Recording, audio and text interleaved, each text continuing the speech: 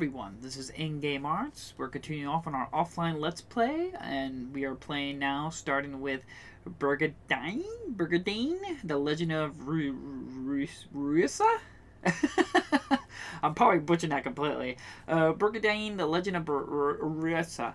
Now, from my understanding, I think this is like a remake from a PlayStation 1 game. I don't think it had The Legend of Runersia, but I think it was just called Brigandine. I remember when I was doing PS1 game hunting, physical copies, I remember that name. But I don't know much about this game. This is the PAL version, which the on-disc version is 1.00. But there is a limited run version of this game. I do not know if the limited run version is more up-to-date or has any tweaks or done, or a manual or whatever, compared to this PAL version. But I do have the Switch version of this game, because at Limited Run they first did the Switch, and then later did a PlayStation 4 version. And Ola Honey Bunny, welcome to the stream, and Ola Warnock, welcome to the stream again. We're playing Brigandine, I believe I'm saying that, The Legend of Runersia. Like I said, I think there was a PS1 game named this. I think this is a remake of the PS1 game, but I could be completely off. I just remember sorry about the loud thud, that was my coffee. I still need to get a cat. I keep saying that, I got everything. But, when I was doing my game hunting for PS1 games before I decided to sell off my entire retro collection, I was hunting down a lot of those really rare and unknown, like, JRPGs and stuff like that for PlayStation 1. That's why I kind of sold them off, too, because I never got around to playing them. So I was like, you know what? Hey, there's a full... I'm guessing this is a remake of it, but I'm completely sorry if I'm completely wrong. Ooh, epic music. Oh no, the book. Again, I don't know anything about this game. Ooh, I like the menu. Options. Languages. This game must be relaunched to imply changes. Oh, okay. I guess you're just relaunching. I clicked on it, so I guess it just relaunched it. Did it change the language now? Oh, dear God. Okay, so there's only, I guess, in Japanese, Chinese, or Korean. It's gonna have to reboot itself again. Sorry about that. I didn't know I had to do that.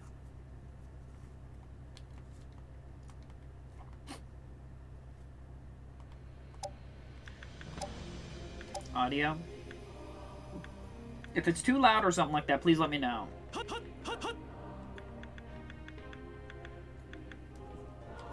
Okay, subtitles. Auto scroll off. Subtitle speed. We'll leave that normal. License agreement. Records. Oh. Records 00 gallery 1. 2D. Ooh, open the book.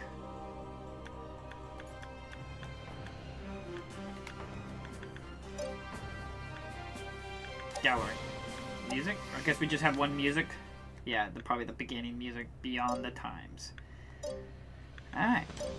Alright, it's time. Enough messing around. It's time to hop into the game. I really like this music. But I've always loved that holier than thou opera music. I'm like,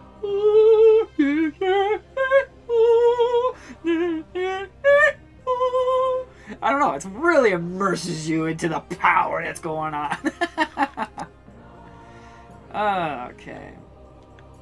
The Legend of Runersia, main mode. Choose one of the 6 powers and reclaim the pages of The Legend of Runersia as you aim to unify the land. Okay. Things might be a little loud. I'm going to go ahead and turn things just a little bit down. I'm sorry. Let me go if it's too quiet. I'm just always worried it's too loud. Alternate chapter, challenge mode. Unlocked after clearing the Legend of Runersia. Training. Learn about the basics of gameplay like troop movement or invading enemy bases. Basic battle rules and controls. Should I do training mode first? It probably wouldn't hurt because we are doing offline play testing, so it probably wouldn't hurt to do training. We'll do training. Introduction, control movement, organize and evade, battle basics, combat strategies, quest rewards, and tips for class changes.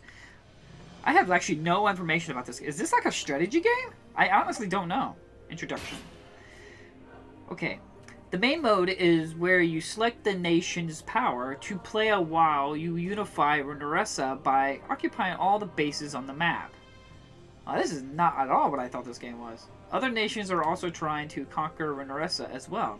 Be sure to monitor the map and carefully as you guide your nation. If all your nation's bases are lost, then it's game over. Okay, this is not at all what I thought this game was.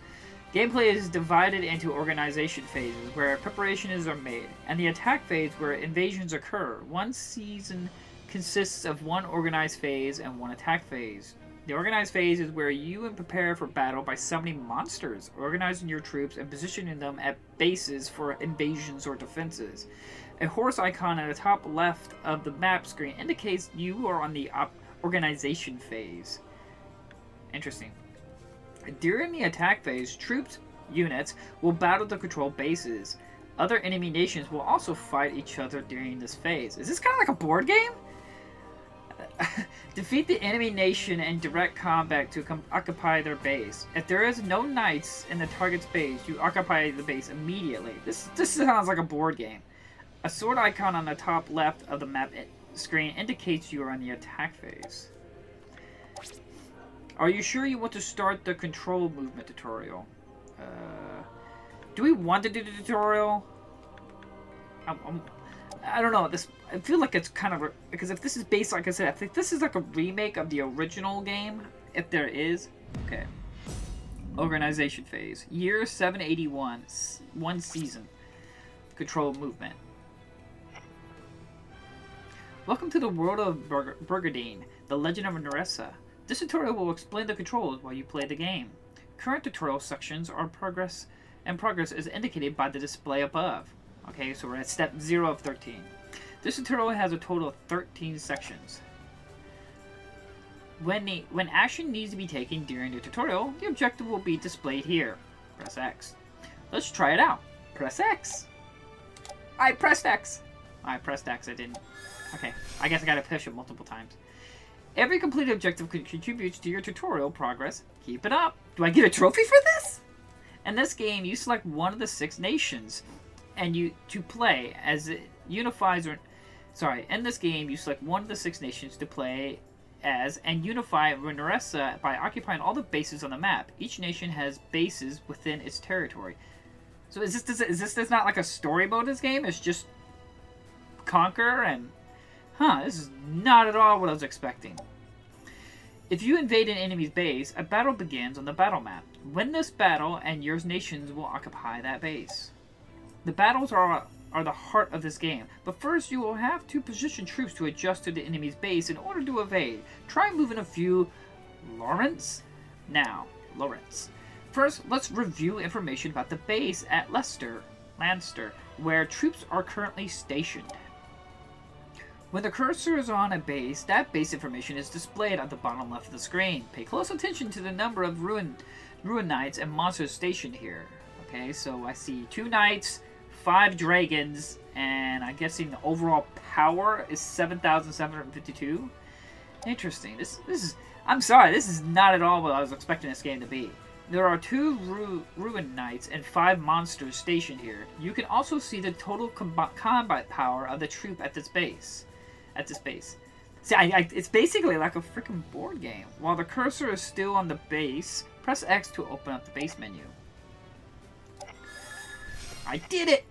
Now your objective is to move troops. So highlight move to the left stick or directional buttons and select it on the X button. Move. Alright. When the move command is selected, a list of all the troops stationed at the base will be displayed. Review the combat power of the troops displayed and move powerful troops over to fortify the base. He's on standby, huh? His power is 3,927 and the one below is 3,825. Well, damn, this guy I'm playing as right here is only level 5 and he has more power than that guy who's level 17 with like 3 other monsters. In this game, knights and monsters move together as a troop. Troops are made of ruin knights and that lead that leads a collection of monsters, while the monsters alone cannot be moved to another base. So the monsters are kind of like controlled. So basically they're like summoners, if you will. This time we'll be moving Rodino, the nation's ruler, and one of his foremost knights, Salazar. Press the L1 button to move all troops, or select more than one troop with the R1 button. For now, use R1 to select Rhino and Salazar.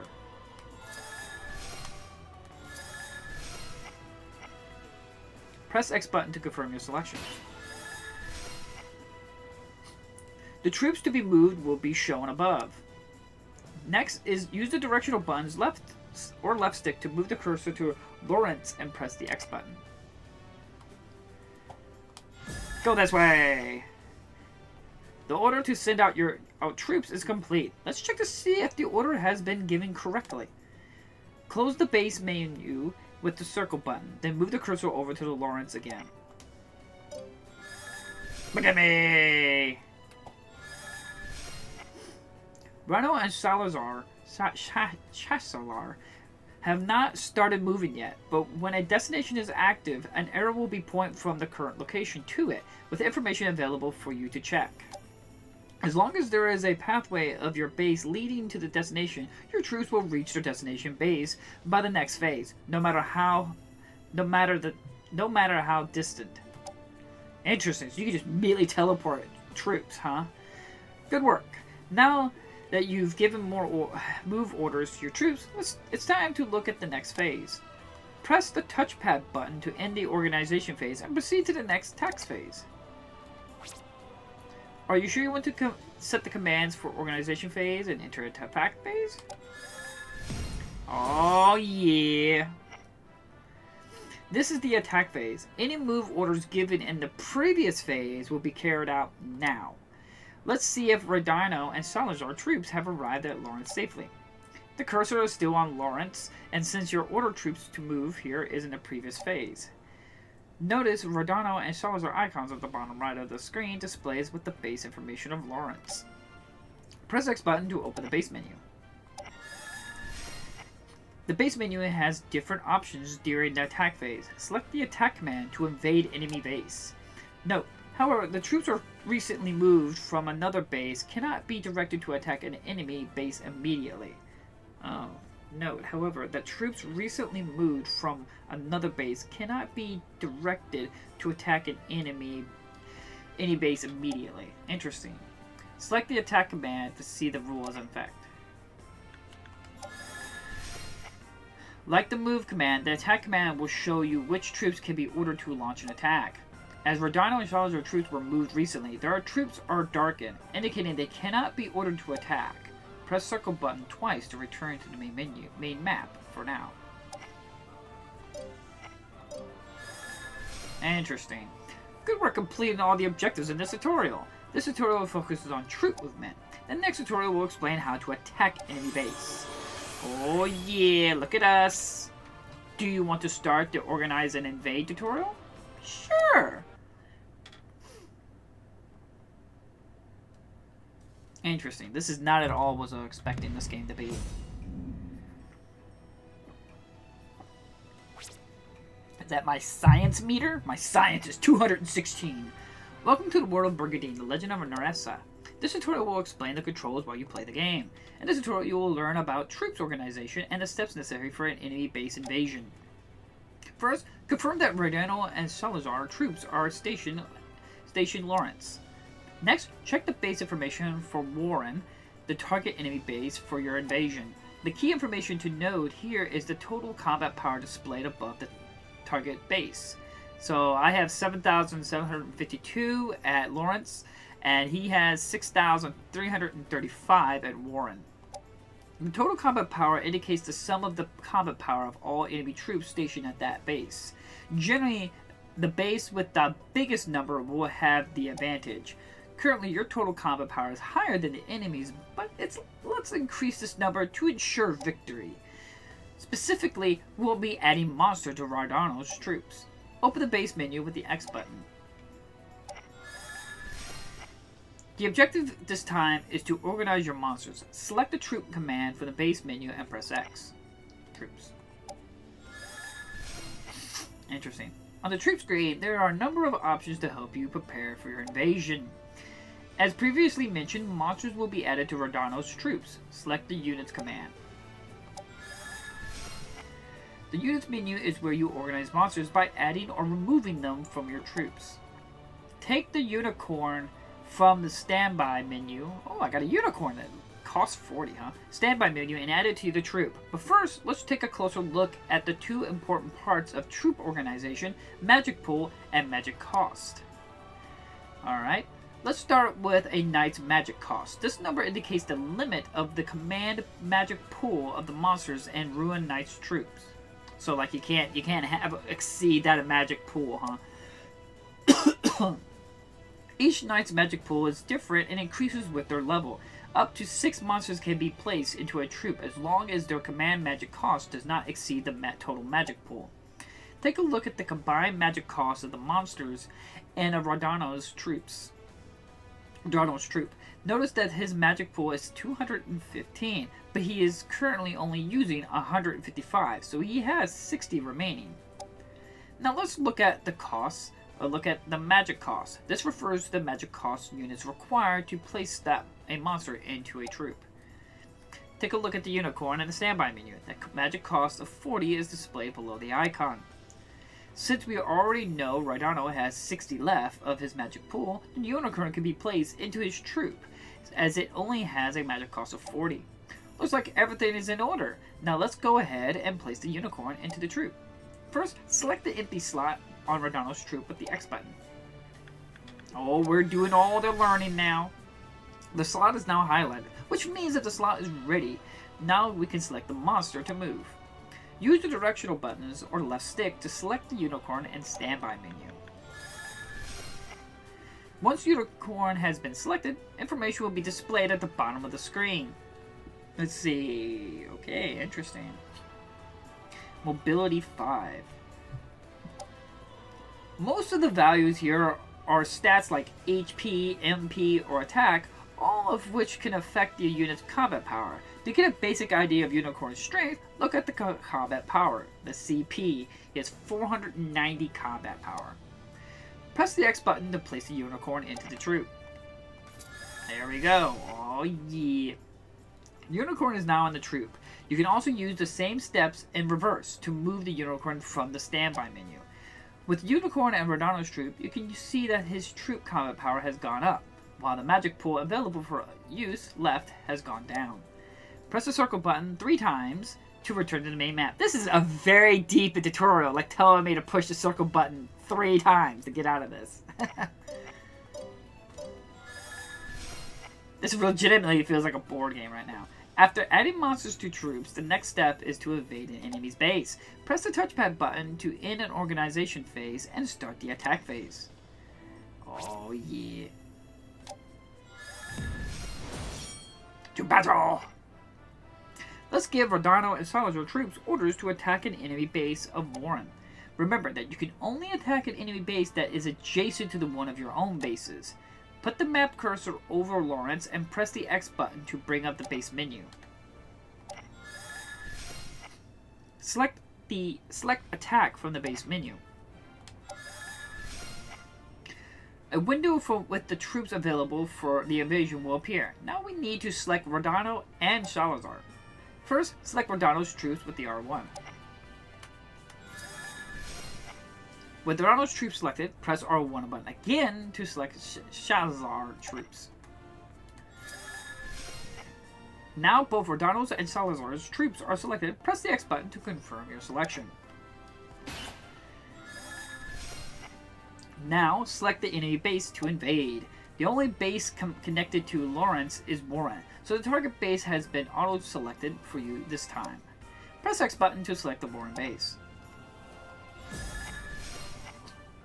When you give out the command to attack, an arrow points from the attacking base to the defending base, similar to a move command. Now you're ready to invade the enemy base. Good work completing all of the objectives in this tutorial. The tutorial is focused on troop organization and invading enemy bases. The next tutorial will explain combat. Tutorial completed! Do you want to start the basics of battles? Sure! Year 781, Season 1. Battle of Warren. Ooh, it's all epic and cinematic. Battle basics. Bring it on! I got monsters to command. Welcome to the world of Brigandine, the legend of Runersia. This tutorial will explain the controls while you play the game. Time to begin the best part of the game. Ooh, the best part. It's even saying it. Troop command combat. Win this battle to take possession of the base and move one step closer to conquering the continent. Generally speaking, you win a battle by driving away all the enemy troops or defeating the ruler. Knights will retreat wounded if their HP is reduced to 0, but monsters with no HP are destroyed. Interesting. When a knight retreats, all monsters and their troop retreat as well. Okay, so there could be advantages of destroying all the enemies than actually taking out the knight. But it's good if you would say if you are weaker and he's stronger and you can't really fight him on even ground, trying to attack the ruler to get them to retreat could be a very interesting strategy. When a ruler retreats, all other knights of that nation will also retreat and the battle ends. Oh, so it's just one. Interesting. All battles are turn-based. A turn ends once all troops on both sides have finished their actions. Knights with a higher level will act first. So the highest level acts first, huh? The knights' face icons on the right mark the action sequences. Invaders have a sword icon, defenders with a shield. A monster troop is marked with an A, B, or a C. Higher level knights act first. So there may be changes to the action sequence at the start of a turn if a knight gains a level during combat. Interesting. That's a way to take advantage of how it gets like your turn again. Interesting.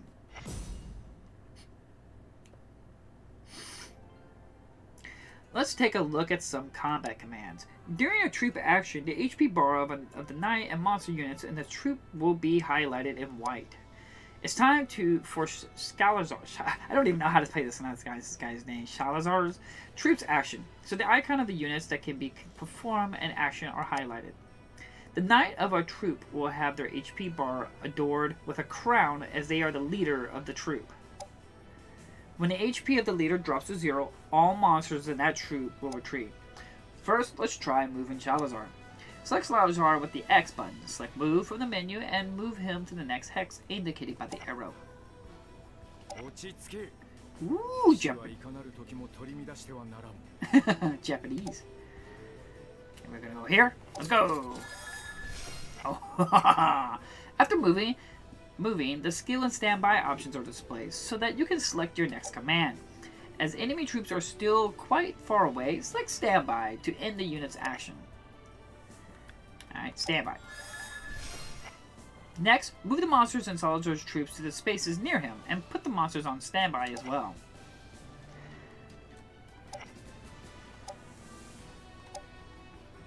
Oh, here.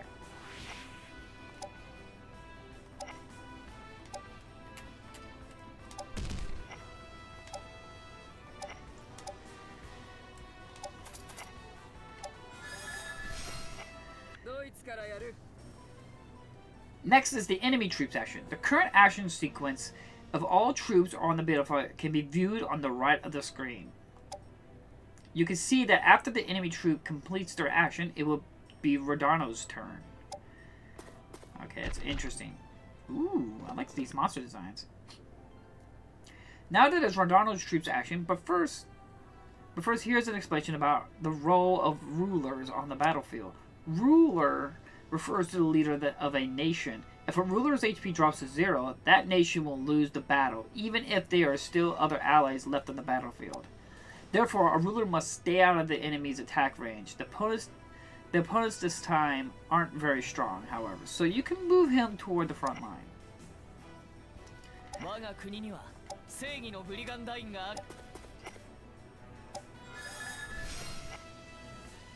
Repeat the process with all the monsters and Rodano's troops. After Rodano's troops action, all ally and enemy actions are complete. This marks the end of the first turn of the battle. Is that my unicorn?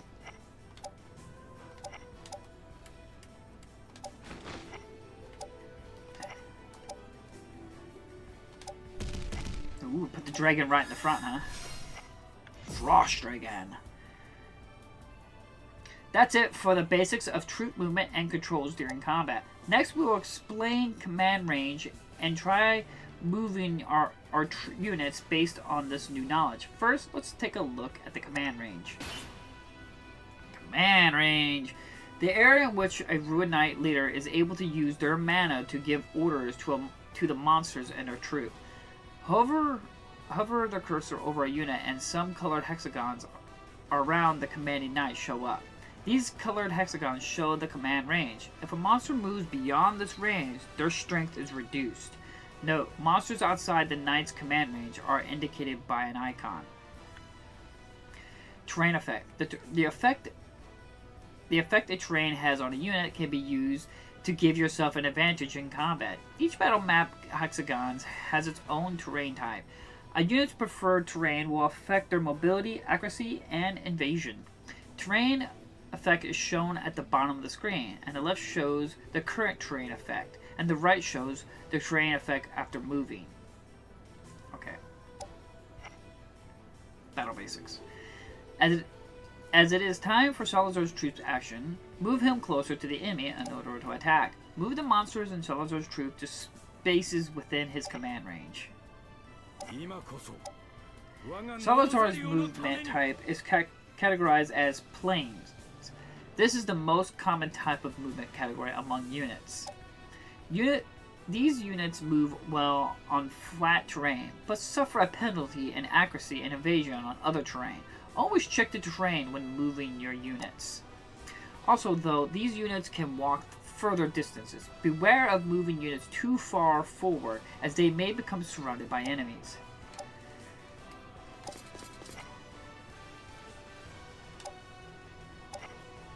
Monsters with the wings, such as a Shmarga, are categorized as sky. Because these units fly, they have no issues moving around on any terrain. However, that also means they have no preferred terrain.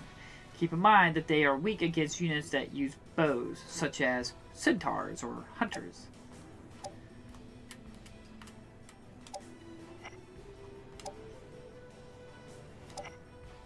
Monsters like the Gagas that have an advantage on mountain terrain are categorized as mountain.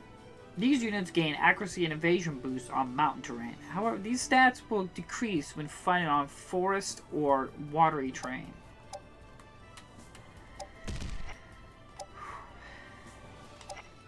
Monsters like the High Lizard Man that have an advantage on watery terrain are categorized as swamp. These units gain accuracy and evasion boosts on watery terrain. However, these stats will decrease when fighting on rocky or forest terrain. There are units with other terrain types as well, so be sure to check during battle.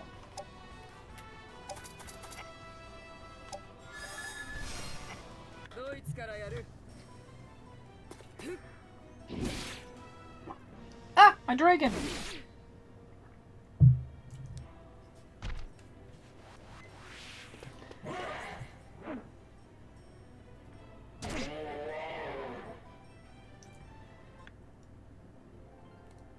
Now, the battle will begin in earnest. Use an ally's troop to attack the enemy. Okay, let's see here. Brigandine is in a position to use spells to attack. Although spells cost MP, there's no fear of being countered, and spells generally have a 100% hit rate. However, spells cannot be used after a unit has just moved. To use a spell, select Brigandine and choose the Frost spell from the magic menu. Magic. Let's see, Frost. Interesting. Did they display like weaknesses? I see, like he has a purple, so I'm assuming that's like dark. See, it's dark. I'm assuming green would be earth. Interesting.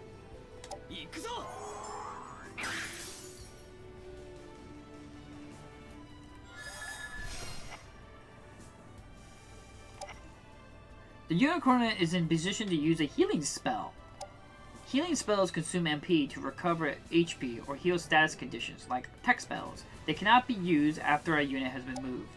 To use a spell, select a unicorn and choose the heal spell from the menu. Heal.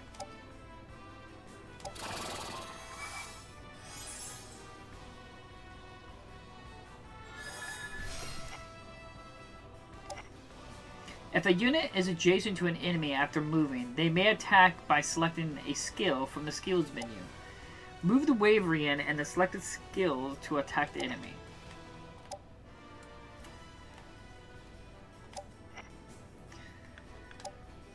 Tail Whip, normal attack, deals a moderate damage to a single adjacent enemy.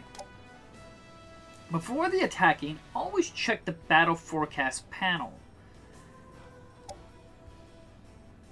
From left to right, you can see the values that represent the critical rate, accuracy, and power of the attack. So he has a 10% critical rate, accuracy 100, and power is 104, down 102. Interesting.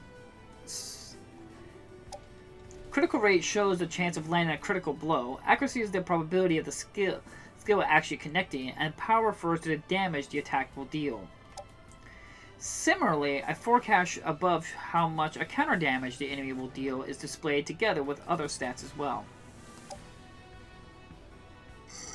Excuse me, sorry. The unit's HP display will show how much HP is expected to remain should the opposing unit land their attack.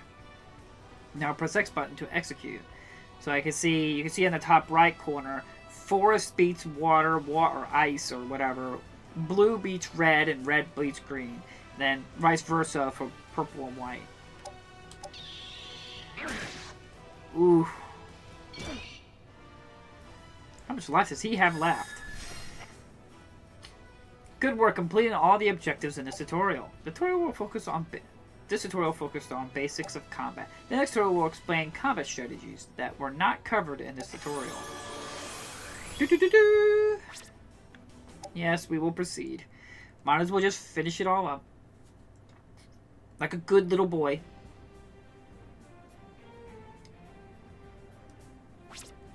Combat strategies. Teach me, Sensei. Teach me. Ooh. Welcome to the world of Brigandine, the legend of Runersia. This tutorial will explain the controls while you play the game. In this tutorial, you'll learn about the various factors that affect the outcome of a battle.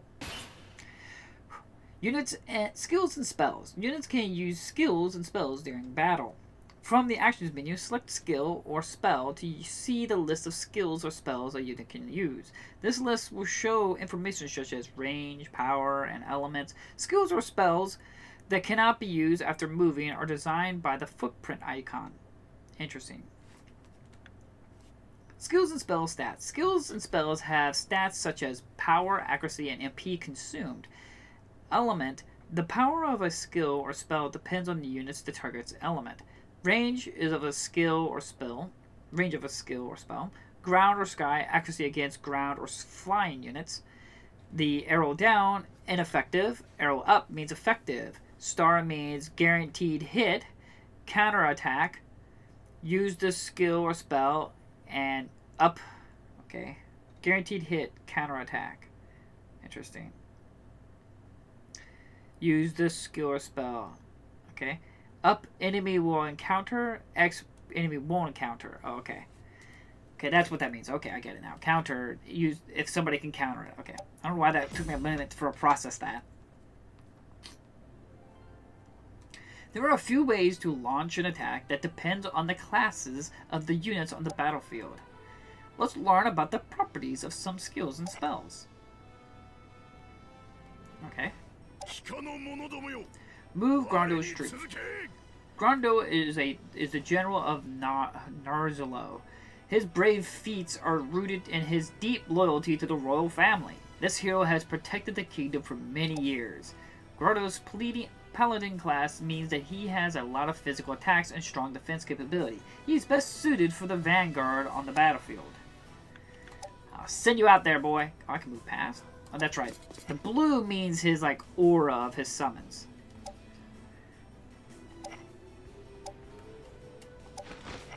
Ooh, a Pegasus.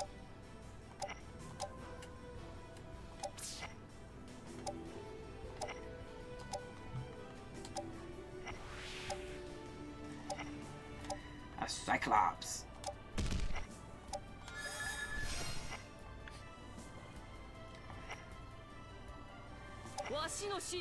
June is a high priestess of the Nazaleo kingdom. Everyone in Runersia has heard of this grand witch. Her class is saint. She's a saint and she's a witch. Which focuses on range healing and magic attacks, making her better suited for the rear guard position. Monsters also have vanguard and rear guard roles, like Grottos and June. The best troop is one that is well balanced, and thus ready for anything.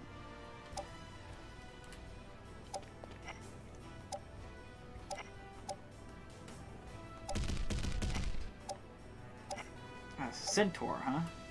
Well, he's got range, so I wouldn't put him too close to the front. Ooh, look at that Goblin Knight! Look at that little guy.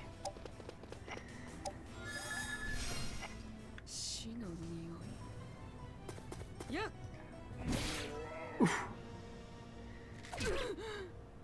I was gonna say, he's an archer. You shouldn't really put him up front like that.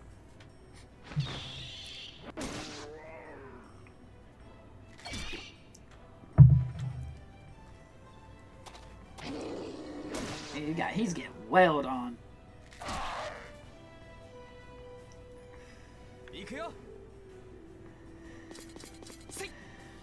Oof.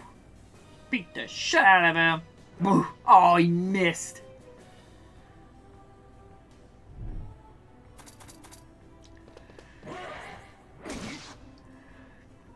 I was gonna say, he's a paladin. He's gonna mess him up. Oh, he has Rugged too. Interesting. Goes troop action. Now the battle will begin in earnest. All units move around and gather in one place. Effects like Zone of Control, ZOC, and Enclosure may trigger. Let's see what those effects do. Okay. ZOC, Zone of Control. A unit ZOC consists of 6 hexagons around them. This area affects the unit's mobility. Okay. Enemies. Right through. Yeah, I can see because he's running right across people. Interesting. You cannot move through an enemy unit's 6 hex zone of control. This allows for various zone of control strategies, such as placing units to restrict enemy movement, protecting your rear guard, or keeping the units in critical conditions out of harm's way. Enclosure. This effect is activated when you overlap all 6 hexagons of an enemy unit's zone of control with ally zone of control. So basically, you completely cover up all of his hexagons with negative, basically, with other like factions and stuff like that, or royal guards and knights and stuff. Try to overlap zonal controls as you move. Yeah, so that way you're like stifling their energy source, if you will, blocking their mana. When you see a chain icon on a space within your movement range, moving a unit there will activate an enclosure. Enclosure enemies are marked with a chain, and this has an effect on accuracy and critical rates. So it's very vital to like block them up. Skills and magic can be target single units or all units within a given range, and have different effects such as dealing damage, healing, or boosting stats. Grottos knows Iron Aura, a skill that boosts his defense. Activate it now to prepare for the upcoming battle. Shouldn't you have done that ahead of time? Increases your defense for a limited number of turns. Well, how many turns?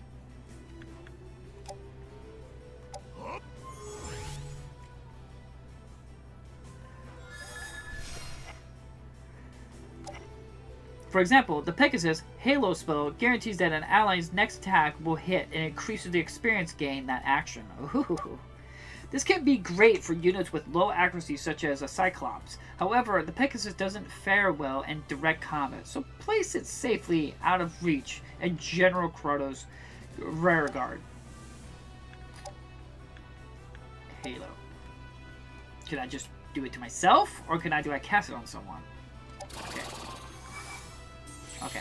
I didn't know if it had like an aura of effect.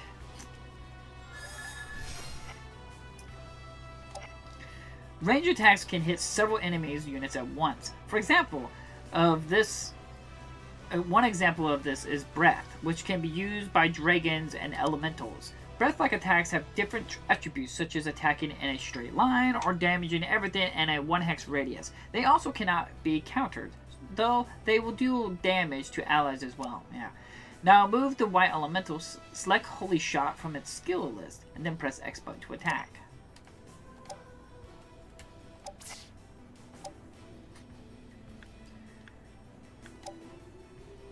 Okay, let's see here. Well, that would hit there. Yeah. Holy Shot. Ooh.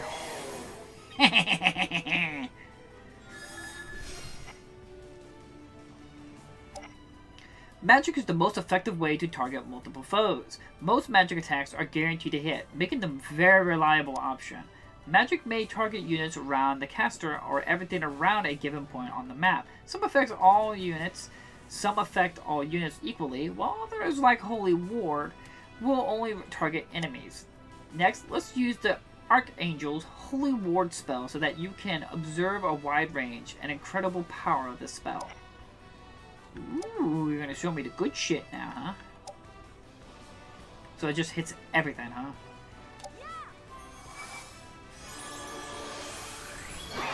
Ooh, that is powerful. Status conditions can play a large part in turning a tide of battle. Certain skills, like magic or even regular attacks, have a chance of inflicting a status condition. Status conditions include Faint, Poison, Paralyze, Petrify, and Charm. Besides this Cyclops, Goblin Knight and enemy Mandrake units on this battlefield can inflict these status conditions. If units get afflicted with a status condition, use Jitsu's magical spell to restore them to normal. Status conditions. Some skills and spells can affect a unit's status or status condition. Status condition. Status conditions like Petrify and Poison persist from the moment they are cast. Others, like Faint and Paralyze, recover after a set amount of turns. Some, like Petrify, can only be cured with the Cure spell. Status conditions are displayed above the HP bar and the unit's info. Attack with heavy impact. Yeah. Let's see here. Yeah, you hit me. Oof.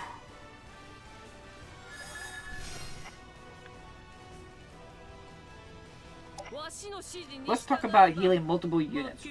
June knows Area Heal, a spell that restores the HP of all units within a certain range. We're going to heal the ally units that just received damage while fighting the enemy.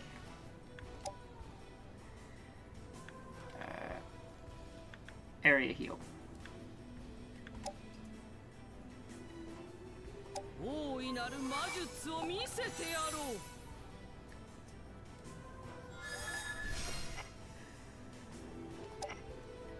Let's try the Holy Dragon's ranged attack. Keep in mind, however, that this Dragon's Breath skill and spells can't be used right after the unit has moved. Now use the directional button to choose an area with the allies, then attack the X. Holy Breath. Well, he's about to die. We might just go this way. And it should be weak against his Holy Breath. He should be weak against it. He is an undead zombie after all. Range attacks can strike enemies from a distance. Hunter classes and Centaurus monsters are skilled in these techniques. Range attacks are hard to counter, which makes them great guarantees some easy damage. However, depending on the unit you target, they may counter with a range attack of their own. The High Centaur and Goblin Knight in your troop can use range attacks. Try distancing yourself from the enemy, and then attack with the High Centaur.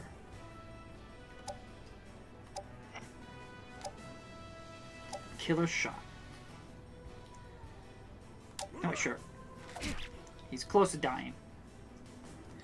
It's always good to try to weed them out, like kill once, get them all killed out. Now let's try out the Goblin Knight's range attack. This skill also has a chance of inflicting Paralyze on the top of the dealing damage. The skill can be used right after the unit has moved, so select the Despair Wave from the unit skill list below. Despair Wave, yeah, you. No, I missed! You missed, you little no good, little grumbly little... Yeah.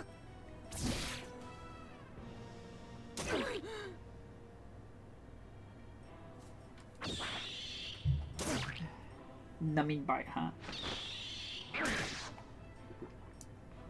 Plague Slash. Ooh, getting close. Ah!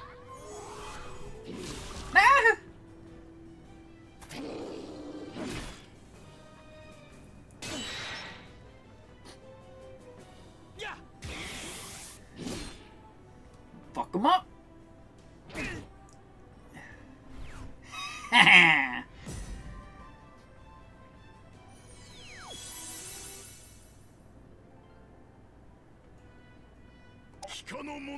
Knights and monsters also possess abilities. You can view a unit's ability from the stats screen. Let's take a look at Grotto's abilities as example. Shield Block S reduces damage by 25% when activated, and HP Recover B recovers 3% of the unit's max HP every turn. When a knight changes class, they may keep their old abilities, or they may be upgraded into more powerful abilities. Go ahead and battle on your own now. Units in the same troop can take action in any order you like. Use the knowledge you've gained to secure victory. Alright, so you're taking the guardrails away, huh? Okay.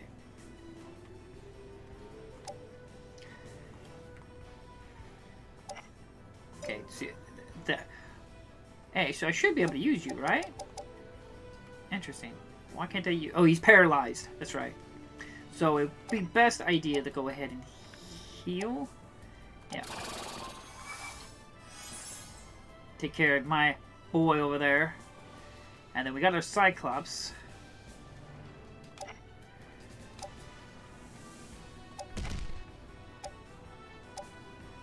Let's see. We have accuracy of 64%.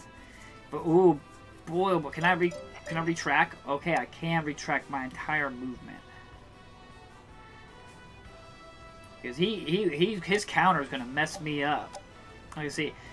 The normal powers would be 134, but she's got an increase of 160. Because, I don't know why it's so high up. That'd just be bad. That's gonna guarantee to probably kill my Cyclops.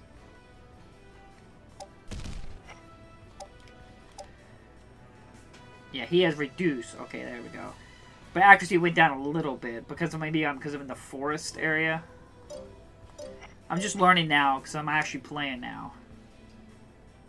Yeah, because that's the meadow. Which I could move here. That's probably a better area.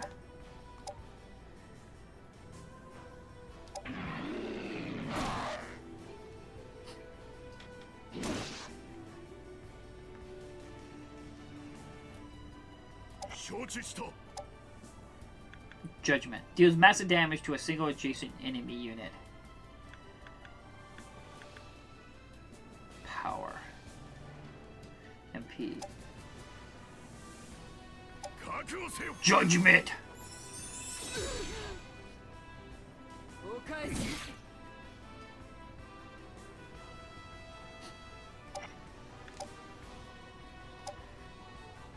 Go ahead and heal you.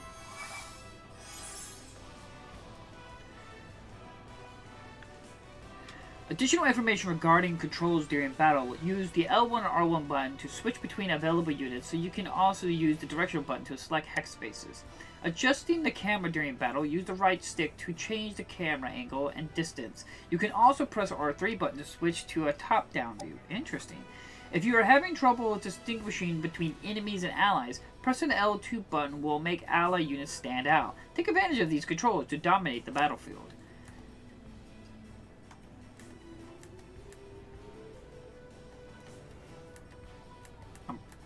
Interesting. Okay. Full on top down, huh? Okay. Veil. Covers a single unit within a hex radius and Veil that will inflict nullifying all damage and effects for the next magic attack received. Interesting. Retreat, huh? Wonder if I should just go ahead and aura heal again. Probably be the best thing to do. Get them all recovered. Sorry guys, I'm like really into it now. These are just the games I love. I love strategy games. I love planning out my tactics and stuff.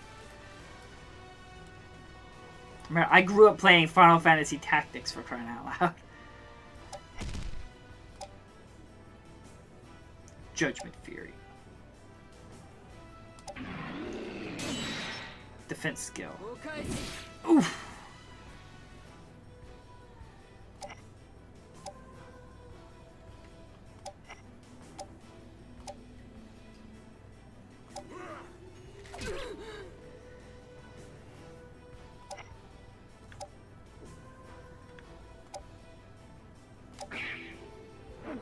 Missed. Gosh darn it, you little gobble little shit. I think I'm probably gonna die. I was gonna say, it's getting messed up. I thought about taking it, but I was seeing if I could take out the ruler, if you call it, or the knight, to see if I could secure victory more easily.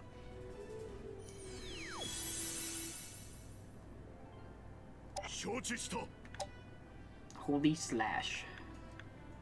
Deals massive damage, yeah. Get out of here. Then poof, they should all disappear. Wayland failed to escape. Oh, they failed to escape. Interesting. Bonus 100, 200 XP. Capture. Oh, I can capture them. Now that's interesting. Congratulations for a battle well won. Now you can occupy this base and make it your own. Your strengthened knights and monsters are sure to put up an even more of a fight in the next battle. Think carefully about the strategy that works best for the situation, such as defeating a knight so that the monster troops are forced to retreat. Reward awaits after a successful battle, and all units left standing on the battlefield map will also gain experience. If there are enemy monsters on the map that didn't manage to flee in time, you can capture them and add them to your own troops. Good work completing all the objectives in this tutorial. This tutorial is focused on combat strategies. The next tutorial will explain quests. Proceed to the next thing. Alright, this is not at all what I thought this game was going to be. I had no idea what this game was. Organization phase.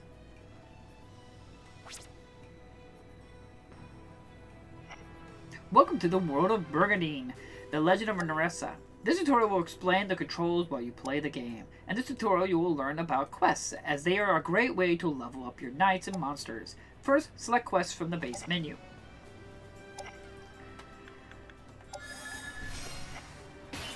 There are two categories for quests: exploration quests for obtaining items or monsters, and training quests for earning experience. Exploration quests require acquire items, equipment, or monsters on these quests. Success and drop rates will vary depending on the dispatched knight's level and class. Training quests requires experience for the knights and monsters and the dispatched troop.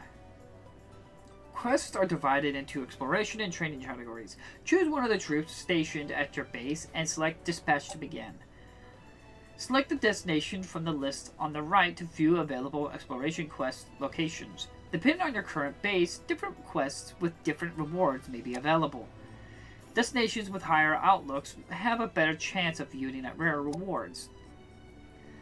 The flashing Ruin Knight icon, indicates that there is a Ruin Knight located here. You may be able to recruit them if you encounter them on a quest. Interesting. Now try to dispatch a troop in exploration quest. Note, you can't dispatch the ruler Romano on exploration quest. Select a troop with the X button and choose a location from the available destinations, and press the X button again to confirm. A quest's outlook will change depending on the knight's level and class, and the higher the outlook, the better reward your knight can find during a quest. Let's see, that's low, that's just even. She's very low. She has a higher chance. So she has higher chance because of her level, but lower chance due to her class. Interesting. That's very informative and nice. I do like that. You've now dispatched one of your knights to the Telum Valley. Brandon has good capability with the plains of Deza. Try dispatching him there. Yeah, because he's class. Well, he was terrible here, but he has better class here. Go on the quest. The last troop on this list is at low level, so it's best to send troops like this on training quests to help them to get stronger. Training quests lets knights and monsters gain experience in a safe environment.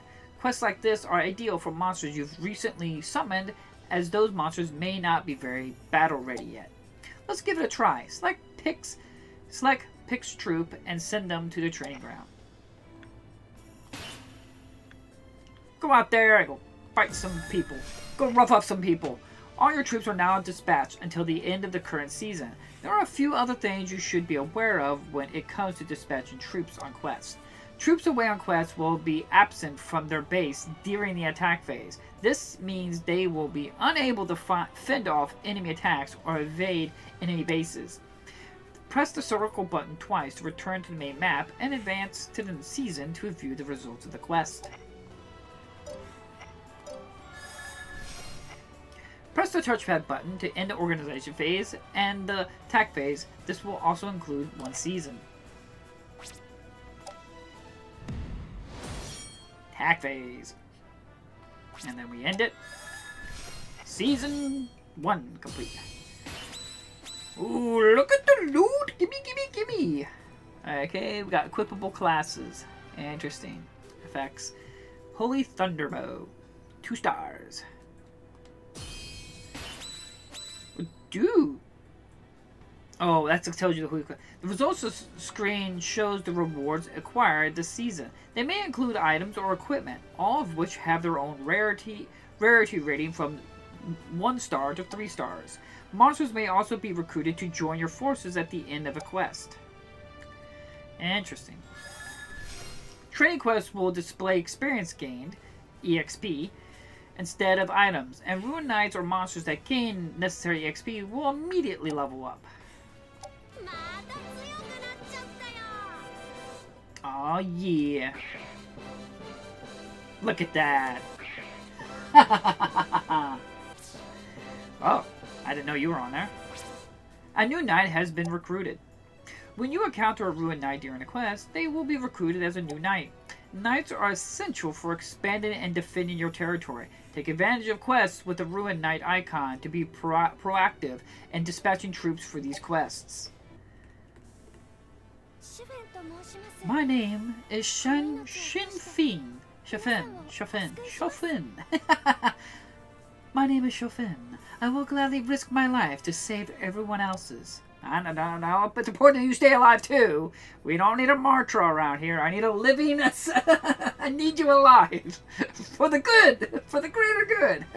Good work completing all the objectives in this tutorial. This tutorial is focused on quests. The next tutorial will cover how to change the class of your knights and monsters. I'm really into this right now.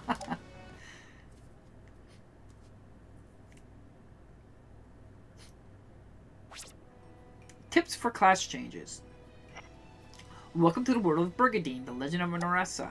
This tutorial will explain the controls while you play the game. This tutorial will cover how to change a unit's class. First, select the class from the menu. Class. Each unit has a class, their job, or species. You could just change species, huh?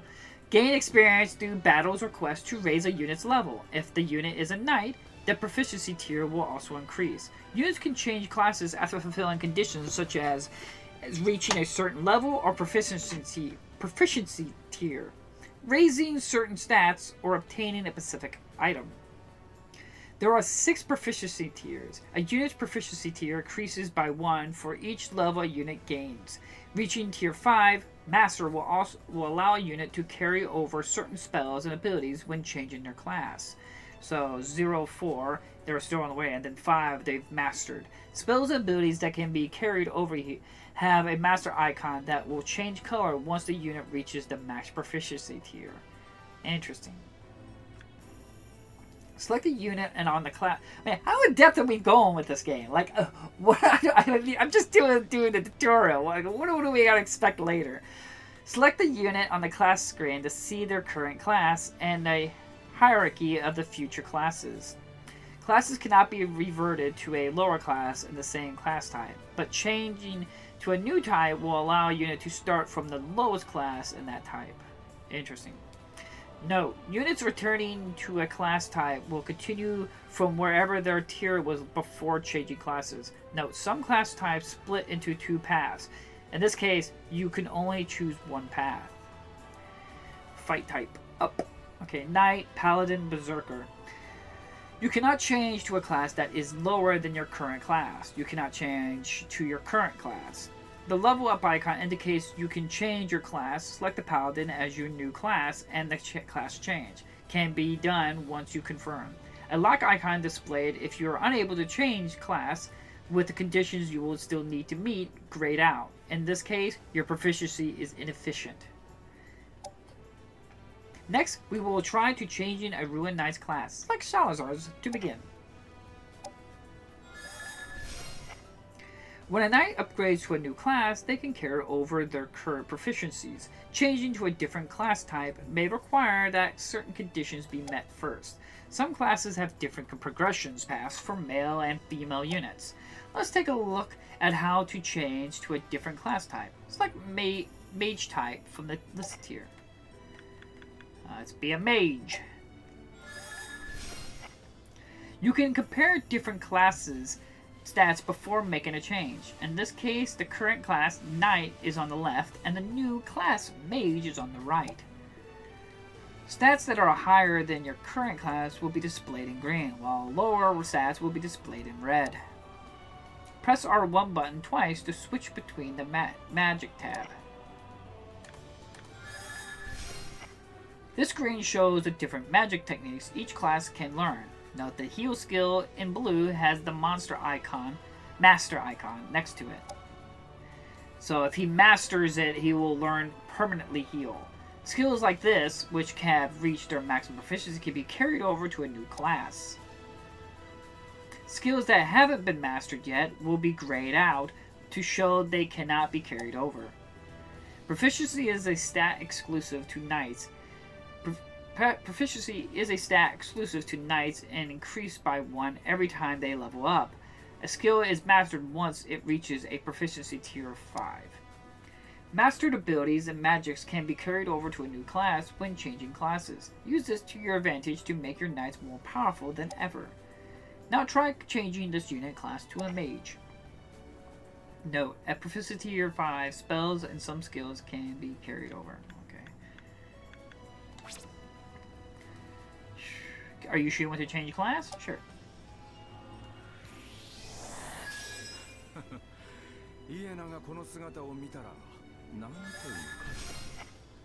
The unit's class has now been changed. Switching to a new class type is a great way to acquire new skills to make your troops more versatile.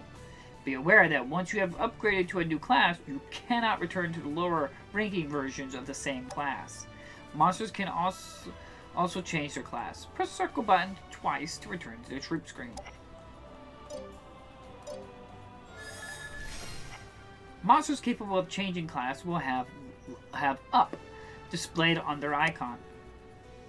Most monsters will gain access to a new class after reaching a certain level. Others may require specific items to unlock their new classes. Let's take a look at how to change the monsters unit class. Select the Imp to begin. Gremlin, huh? The process is largely the same for versions of their current class. Like with knights, you can compare stats first with the current class displayed on the left and the new class on the right. Changing to a higher class means better stats and combat power. However, more experience will be required to reach each new level. Changing classes can also increase a monster's magic cost and upkeep mana, so keep an eye on your magic pool and mana reserves now.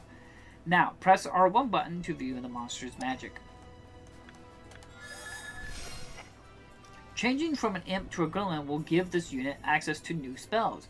Different monsters learn different spells and abilities to experiment. So experiment and bring out your monster's best qualities. React is one of the gremlin's best skills. It can give a unit 2 actions in the same turn. Now try changing this monster's class.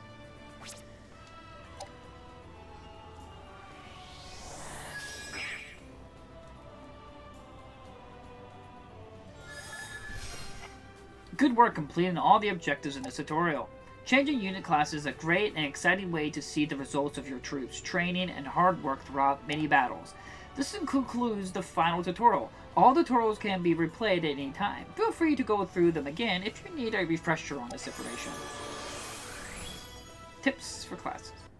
No trophy? No trophy! No! Oh boy, we finished it. We did it, guys. We graduated. Hooray! Pop! Pop, pop, pop, pop, pop.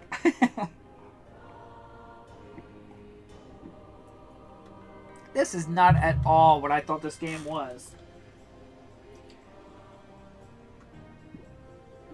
Sorry, I was getting a little bit of a cool drink. Alternate chapter, huh? Okay. Now we're in it to win it, you guys. We're finally playing the game. After an hour of streaming, we're finally playing the game. But I feel that tutorial was very important. I do give credit. That was a very detailed and elaborate tutorial. This is our home, the land of Runersia. Take a good look, visitor of this world. I'm looking. I see a sword. It says long ago, this land has been blessed with a never-ending shower of mana. This mana is a mysterious power given to a man by the Ruin God. As mankind collected more and more mana, so too did their ability. I didn't see it change, sorry. They gained profound knowledge, wielded swords with strength far superior to men.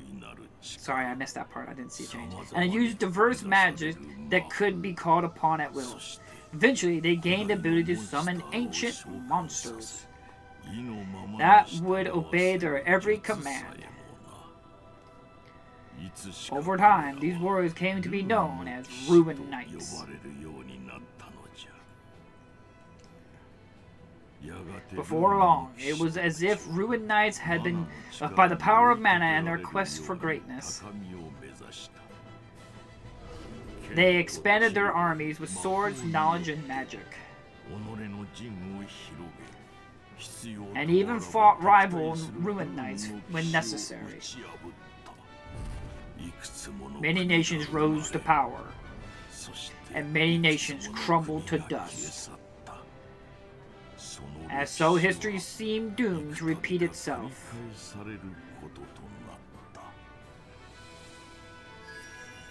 But for the Ruin Knights, all that mattered were the 5 Brigandines. Each armor piece or accessory had embedded within it one of the 5 mana stones gifted to man by the Ruin God. A Ruin Knight who wore a Brigandine was gifted with power that far exceeded the power of any other knights. The wars waged on throughout the land were faithfully recorded in the legend of Runersia, and the knowledge we gained through war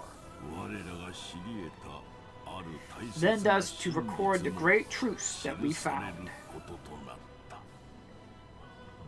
However, while waiting for one of the true Ruin Knights that would unite the land, the book was lost to the flames of war.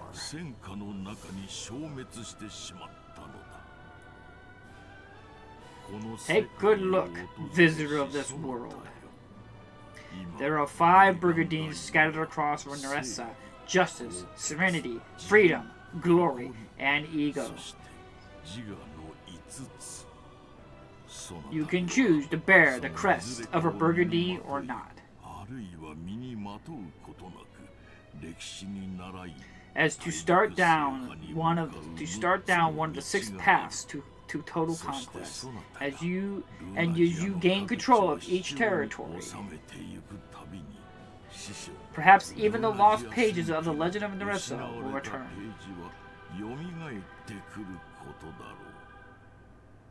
Unify the land by killing everyone else, because we cannot have other people, and learns the truth of what transpired here in Runersia.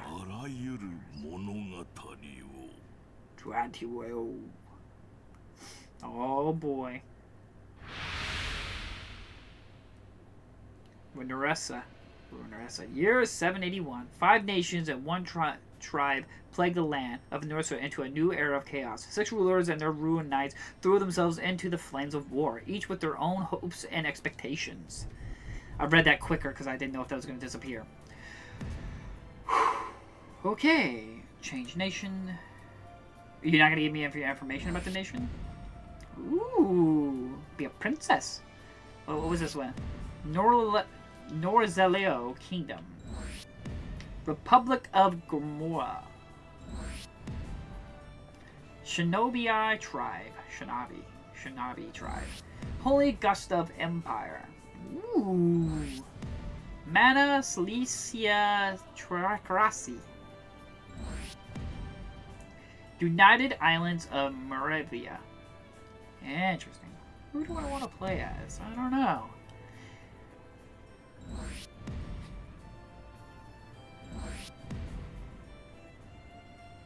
Part of me just wants to play this one because it's green. It's like, oh, I'm very green, so I might as well just keep with that. But I generally never, as much as I love the color green, I've never really cared for like the druid class, which I have a feeling this is like very druid, which has me worried. I've never cared too much for like that class.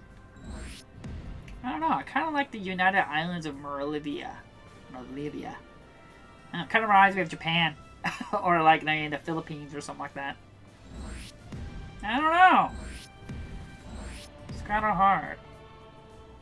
With no information.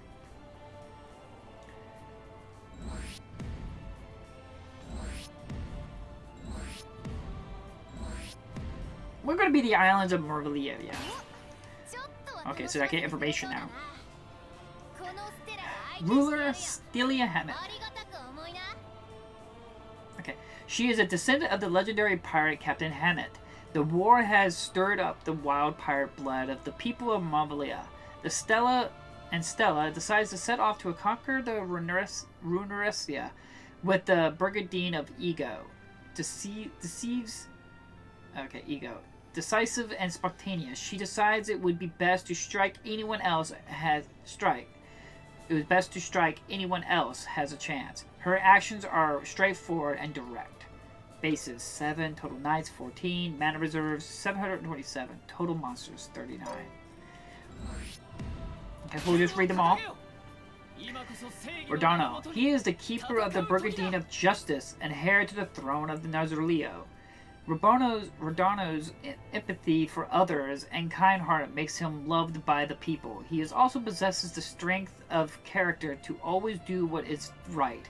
With the flames of war threatening to destroy his nation, Rodano IV steps into the battlefield to fight in the name of justice. Oh, so you think you're just the better person in this, huh? Elsa Luzia. She is the daughter of Alda Luzia, the bedridden 15th president of the Republic of Galilia. The Sword of Angus awakens upon realizing the danger the country has faces and tasks her with a life-changing mission. Previously a ballerina performer with a secret identity, she must now accept her fate to don the Brigandine and glory and perform on the stage of battle. Interesting. Talia. The shinobi tribe is ruled by women who reside in a fortified village deep in the mountains and valleys of the former Hazama nation. Their heirloom, the Brigandine of Freedom, represents the freedom these women have longed for. Telia, the daughter of Chief Mother Della, fights for the future of the tribe. A future that won't be threatened by the wars of other nations. Interesting. Tim Gustav. He is the 13th emperor of the Holy Gustav Empire. Their land is barren and ridiculed by their neighbors. They have no Brigandine. They have no Brigandine. Nevertheless, the empire survived through strong family ties and spirits of rebellion, which Tim calls the beautiful blood of the family. Tim aims to conquer Runersia and vindicate the name of the blood of his family. So they don't have any special. They don't start with any special thing, huh? Rodo Makaro. He is the legitimate son of Ramanavo, the holy sovereign of the Mana Slayatia theocracy. Long ago, the Manastone 30 years war between the Republic of Gomoria Hoyana sect and the Theocracy Azia sect created a deep rift in the ruined faith. Rondo now dons the Brigandine of Sanity in order to bring all Runersia under the rule of the Zealous Act. I don't know. I don't really like any of these people. I don't know. Now, he's clearly like the main character.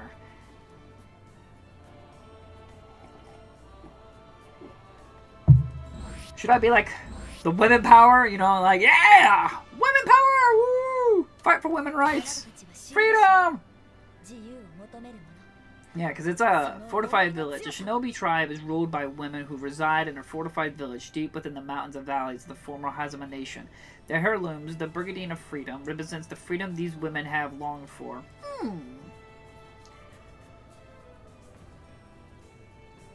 I don't know. I'm kind of inclined to play this one. You know, like, woo! Fight for women! Woo! You know what? Sure. You know what? I'm on her side. I like the cut of their jib. Shinobi tribe. Suitable for beginners. Oh, okay, that gives me some more information.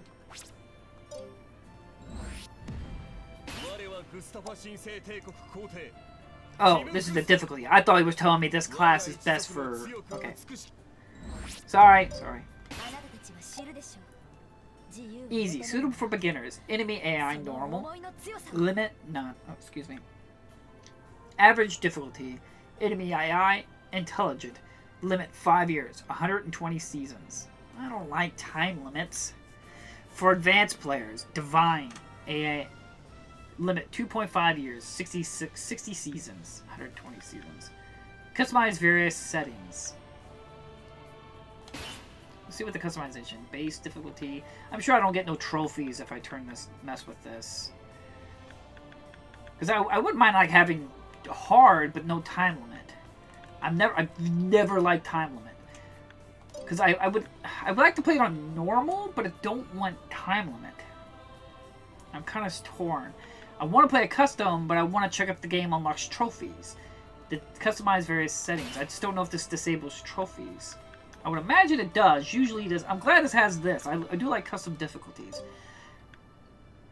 But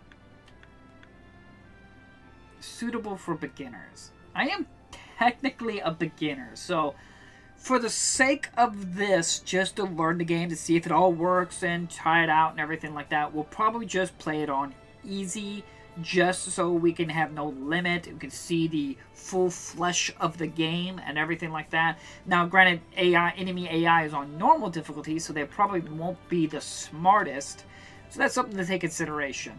So we're going to go ahead and do easy because I'm just not a fan of time limits. If I could, I would play it on custom difficulty, probably bump the enemy AI to normal, or at least, yeah, normal difficulty with no time limit. How much time limit can we set? So you can just have one of the two others. You can't just make a full, you can only have one of the two. See, that's what I would probably do. I would probably set like CPU defense. AI. Okay. I would just turn off time limit for the player to unify the continent. Alright, we'll probably just go with easy. I'm sure that's going to bug some people, but... Shinobi Tribe, easy. Starting the game with Tesla. Are you sure? Yes. Bible women! Woo! Guide will play when you take an action for the first time. This can be configured to be skipped in advance. Skip this guide? Well, what do you mean by guide? Do you mean doing the tutorial again? Or just simple little guides? Guide will play when you take an action for the first time. This can be configured to be skipped in advance. Skip this guide? No. For now, we're gonna go with no, because we're gonna see.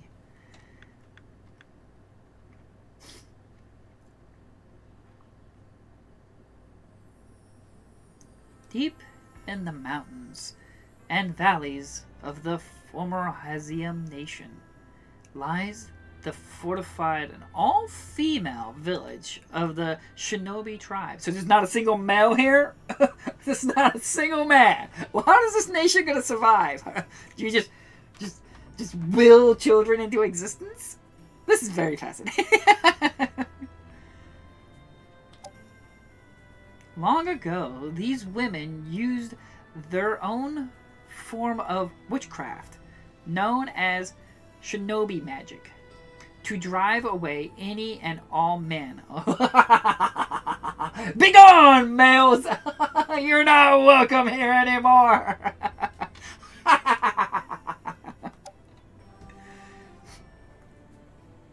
So, in order to continue the legacy of the village, once a woman turns 18, she is able to bathe in the spring of the Ivory Dragon. Okay? What? Now listen here. You say she is able to bathe in the spring of an Ivory Dragon? It sounds like she's just swimming in dragon cum. Is that what she's doing? She's just swimming in dragon cum.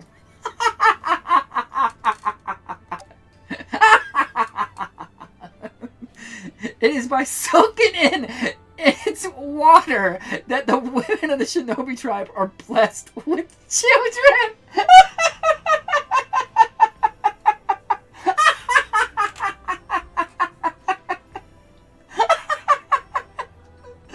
I tell you, women, that's not water. That's not.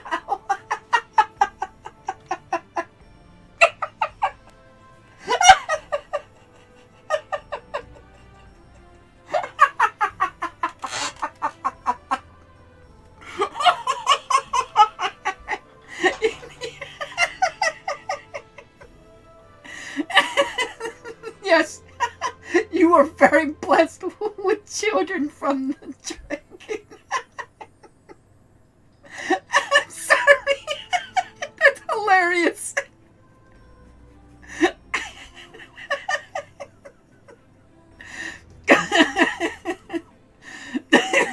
I'm sorry. I was not ready for the. Imagining women jumping in this big old pond of white water. It's like, oh, this water gives us children. Oh, it's magical. But remember, it's not a pedo dragon because he demands them to be 18 first. So he's a very respectful dragon. He's not a pedophile dragon. This can't be real.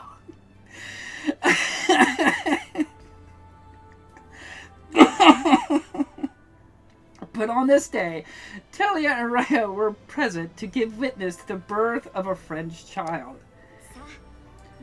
Oh my god, that nearly killed me. Just a little more, Meg. You can do this. You're certain to have a strong baby girl. I'll teach her all there is to know of our craft. Careful, Ria. She may not want to come out if she hears that you'll be her teacher. Oh, come now. Aren't I the reason why everyone calls you the best shinobi in the village now? Yes. Well, you're also the reason that I still have the scars as a testament to my training. It has been quite the labor, but the baby should be here any moment. Yes, but she does seem to be in a lot of pain. Perhaps it would be best for her to sleep for a while. What? Hazama, Ze Hazam? Shinaki Medessa was a master. Shinaki Medessa was a master of shinobi magic. Oh my god, I am legitimately lightheaded from that. That was fucking hilarious. As she brought her hands together to form several seals, a gentle wave of energy began to radiate, and in an instant, the pregnant Meg was asleep. Meg. Shut up, Meg. The spell has made young Tesla feel slightly uncomfortable, as if she had the feeling that it was not entirely benign. Medessa, what was that for? Calm yourself, Tesla. Tella, this is your first time assisting with a birth, correct? Yes, but I don't understand. Oh dear. It's a boy, isn't it? Oh my goodness, wait, what? Did she just kill a boy? A boy? But how do you even know? The baby hasn't even been... Talia, my mother just knows. Right, mother?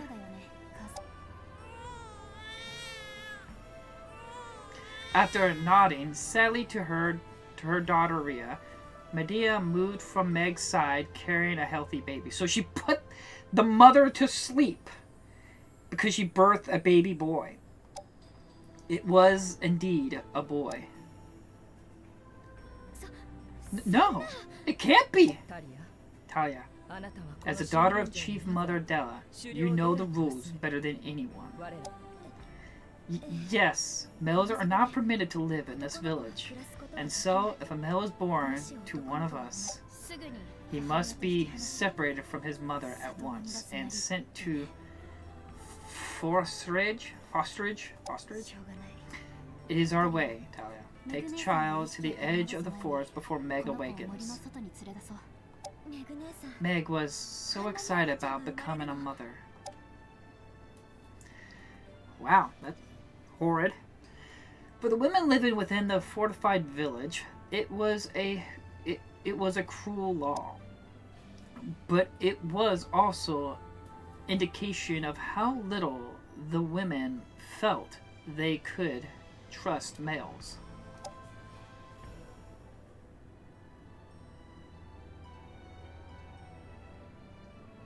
In order to earn foreign currency, the women of the shinobi village used their expertise in shinobi magic to work in other nations as guards or intelligent operatives. On this particular day in Zia, the capital city of Mana Cilicia, Tella was on guard duty with Rhea, whom she looked up to like a sister. Even this late in the day, the Mana Spring sure is busy, so many people. At this rate, I won't be able to go out at all tonight, and I was having such a good time with a young male from the tavern last night too. Ha! Rhea, you better be more careful. What if the chief mother or Medessa found out about what you've been doing? Oh, pooh, don't spoil what little fun I get to have outside the fortress village. You really should give males a try too, Tala. They're a lot more fun than going to the silly spring, that's for sure. Oh, ew! I think that's enough, Rhea. Would you silly shinobi be quiet? That's quite rude of you, mister. And from the looks of it, you seem to be a fellow hired hand, huh? Let me guess, you're one of those Hazam males, right? Oh, you have a problem with Hazam? Indeed. I'm afraid I have to pass when it comes to males from Hazam, no matter how good-looking they may be. Just as well that I feel the same way about you lot, then. Come again? Alright, Rhea, just give it a rest. Oh, is that Loki? What we have here, the ladies of the Shinobi Village. I do hope Sid here hasn't said anything too untoward to you. Besides his untoward language, his behavior when it comes to women is truly appealing. Isn't that right, Talia?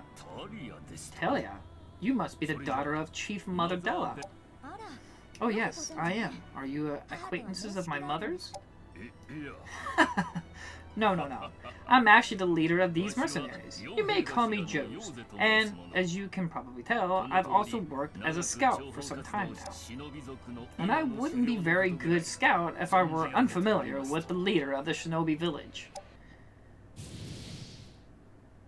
Suddenly, the sound of an explosion rang through the night from behind the tower of the General Za Memorial. What was that? It's the Gustavons. It can't be. But Sid was off without another moment's hesitation. As expected of the man with instincts so sharp, he'd be given the nickname the Wolf. Though these instincts, he had already gained information on the Gustavon spies that had been smuggling explosives into the country. Come, Talia. We can't let that Hazem male show us up now, can we? Raya was more than eager to prove herself to that Hazem man. But that would prove to be her undoing. That night would be the last that Tella saw Raya alive. Raya. Let go of me! No! Because the code of the Shinobi tribe stated that if captured by the enemy, the women... What? I didn't get to finish it! Did she just self-destruct herself because she got captured by a man? I'm sorry. I was about to say... the word that rhymes with grape, whistle, is the self-destruct. I'm sorry, that was horrible. I'm sorry, that was bad. You wish to raise an army, Tala? What is the meaning of this? Chief Mother, oh Mother, this land of Runersia is in a state of unrest. Tensions between the Za sect and the Mana Cilicia and the Mana sect and Gormia are near breaking point. King Robano III of Nuzleo is dead. Oh. Okay. And oh, that's right, because you played the prince. And now the Gustav have marched into their territory. And then that attack by the Gustavans. If only they hadn't. I know. Rhea would still be with us today.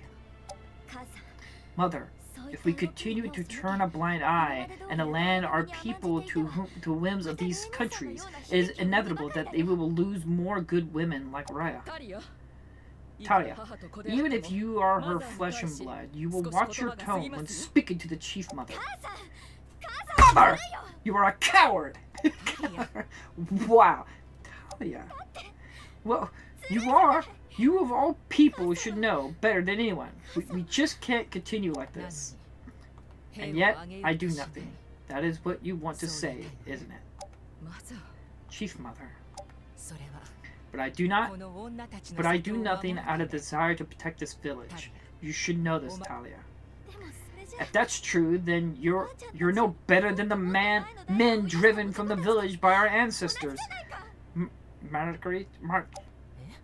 What?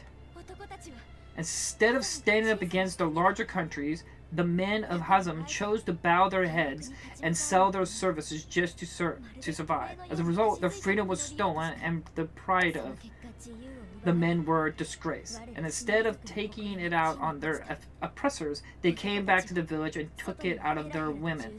We had lost our freedom and our dignity. But that's why we created this fortress in the first place, isn't it? So that we would have the freedom to stand on equal ground with any other nation? The freedom? Oh, flashbacks. The Brigandine of freedom has been passed down to our village for generations. It's on her vagina? Mother, If this enemies decide to threaten our freedom, then we will use the Brigandine of Freedom to fight. I'm sorry, but your Brigandine of Freedom is on your, lady parts. So what is that implying? That you're going to use it? I'm sorry, this is hilariously sexist, and I find it hilarious. And so, with the blessing of the Chief Mother Talia came to don the Brigandine of Freedom. Then set off to conquer the world. With her vagina. I'm sorry, that's hilarious. Moved by Rhea's courageous display, Joes and Sid joined Talia and Uncle Tubby. Oh, Uncle Tubby! A half-wild Bizo, half-furry master of shinobi magic, on pair with late Rhea. And lastly,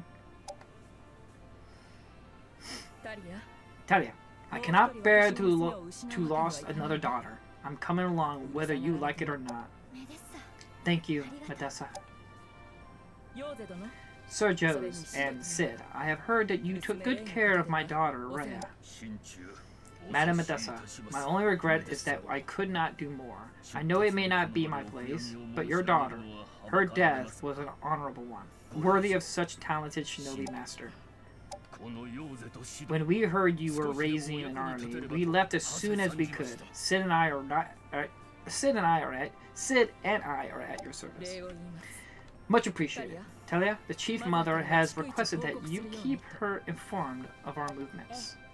Of course. Mother, I'm sorry for calling you a coward. As Chief, I know there are steps that you wanted to take, that a woman in your position couldn't risk, but worry not. Just watch over me as I take these steps forward. Well then, we set out. Yes, let's go everyone. Yeah! For women! Woo! Great nation! Woo! The main mode is where you select a nation power and play as while you unify Runersia. Didn't we read this already? Okay, yeah. I don't remember that icon being up there. During the attack phase, troops units will battle to control the other enemy nations and will fight each other during this phase. Okay, the map shows the directions of power by displaying the flag occupying a nation above each base. Okay. Okay. We're in it to win it, the people. For freedom for women! Woo! Let's do it! Interesting. So this one has a... Assuming this is probably flickering red to let me know that it's at a massive disadvantage compared to the other two occupations. Interesting. So this one connects over there. This one's a lot. See, that's not flashing red because the only neighboring place is not that I'm higher than it. But I did want to go ahead and save it.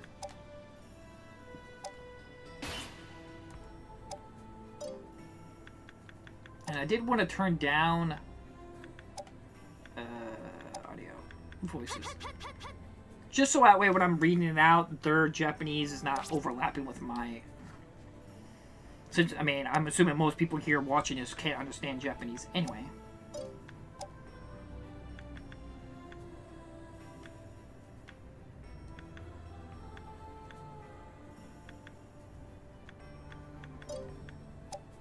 Okay, other... I can observe the enemy's battles as well? Okay. We are on easy difficulty, so I'm assuming I can at least be a little easier with everything. Okay, we got that there. Sorry, I'm just thinking. Summon units and strengthen your forces to organize your troops by swapping units around. Yeah, that's fine. We know about quests.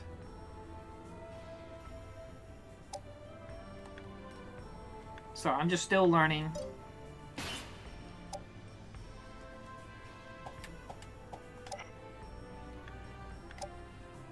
No troops, okay. Sorry, I'm just now just trying to like, okay, how is... I do want to probably send people on the quest, but can I only get people... Only... That's probably my main base right there. Summon.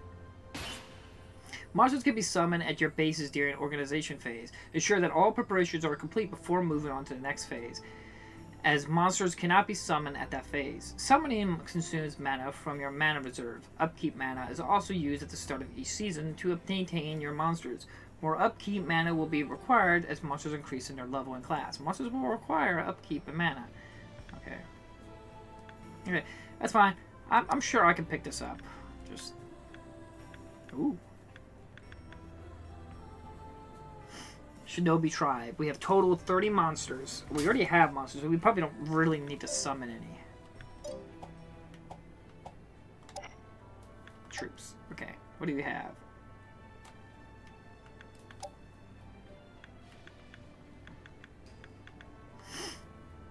She could probably definitely use one. Summon a monster for you. Sorry, I'm just learning, trying to gather up everything.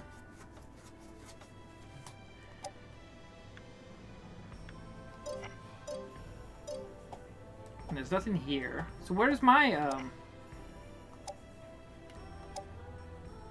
Temple Knight Carlia, Dancer? Where's my ruler and everything? Oh, are they here? Oh, okay. Sorry, I misunderstood.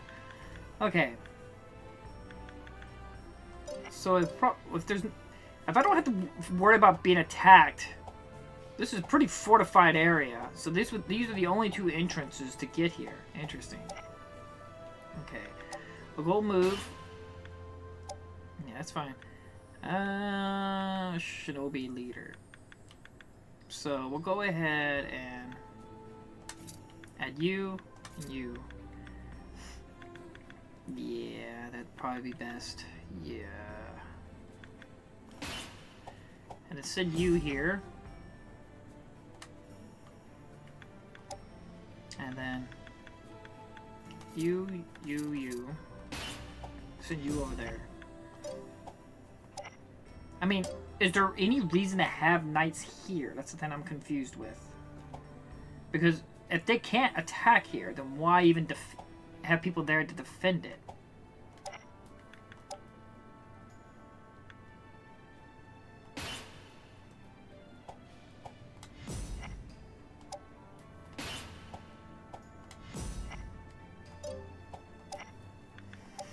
I'll send another person over here. Manage items. Okay, I don't got... Well, I do need to send people... now that I think about it, I need to send people on quests. Okay, wait a minute. Let me... That's fine. I want to reload that. Sorry. I don't know if I can retract those movement orders, but I just thought I probably should send these people on some of these on quests. Well, this needs to be fortified for sure, because that's weaker. So we could probably... Yes. Sorry, I'm still learning. Yes, we know. You go there. And you go there. And then... Quests.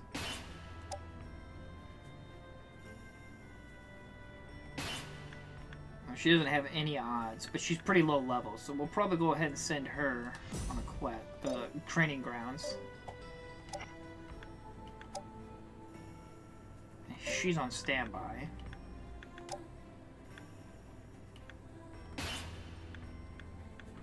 She doesn't have increased odds, but we'll see what the other people can do. I don't know if I can only send so many people on a quest. Okay, he has good odds.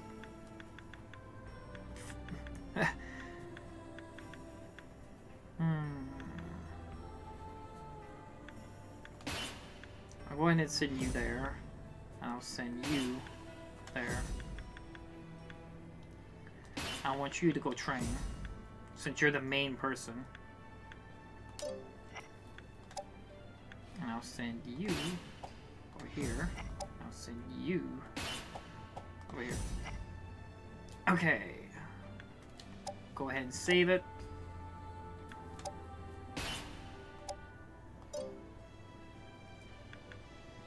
Unequip all units. Interesting. Power relationships? Troops. Interesting. That's kind of obscuring it.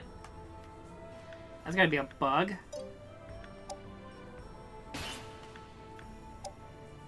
Yeah, that's a bug, alright. Huh. I need to write that down. Power relationships. Sorry, I need to write that down. That's a bug. Make sure I know how to spell that.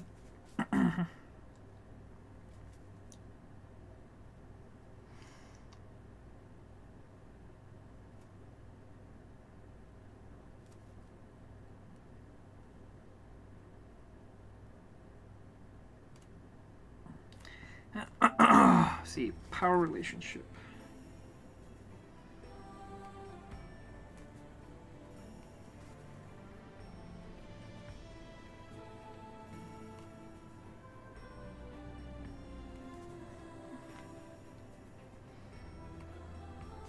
Probably like screen overlap.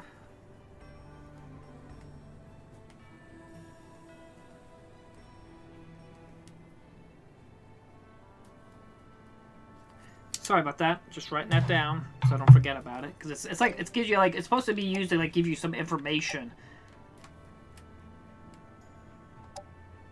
But it's like it's like you see all the little details and stuff like that. Well, it's not working. Why is it doing that?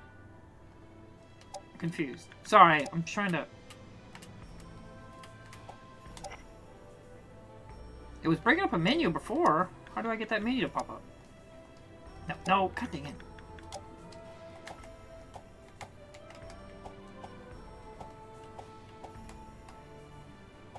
How do I get that menu to pop up? Huh. Slight drift, because the thing's doesn't take much for it to drift. See, that's me. I'm not even holding the joystick. It's just because I have a slight little drift.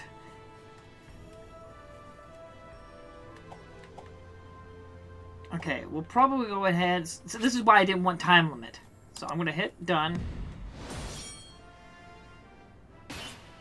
The base menu's attack command lets you select attacking troops in any bases to attack.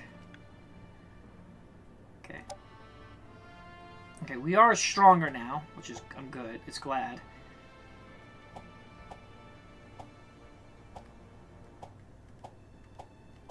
But I don't intend to attack anyone just yet. So we'll go ahead and end it there. Because I want these people to go do some quests. Elysia of Gilmore.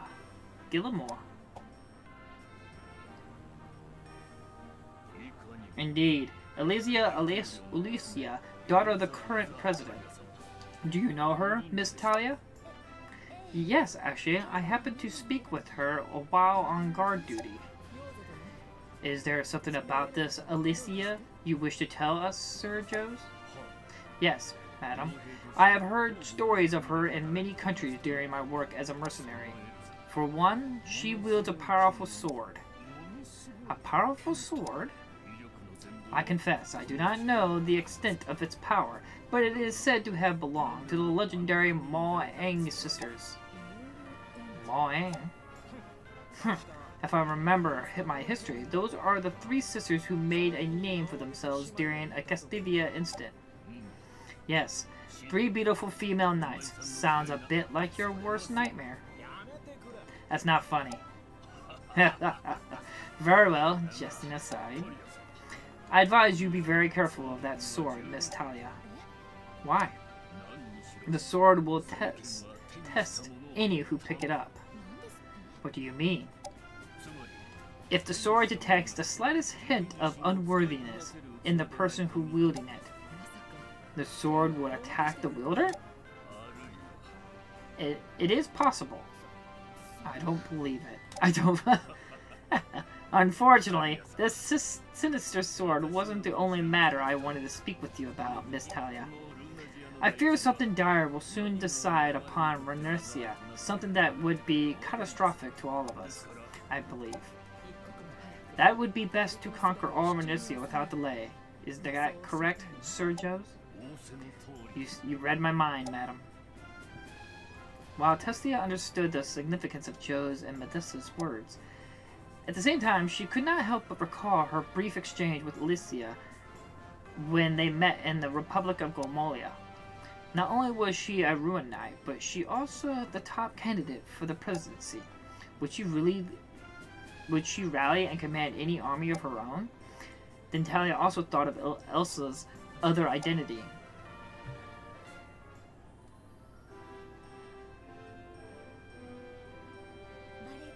I never imagined a ballad would look quite so beautiful and free.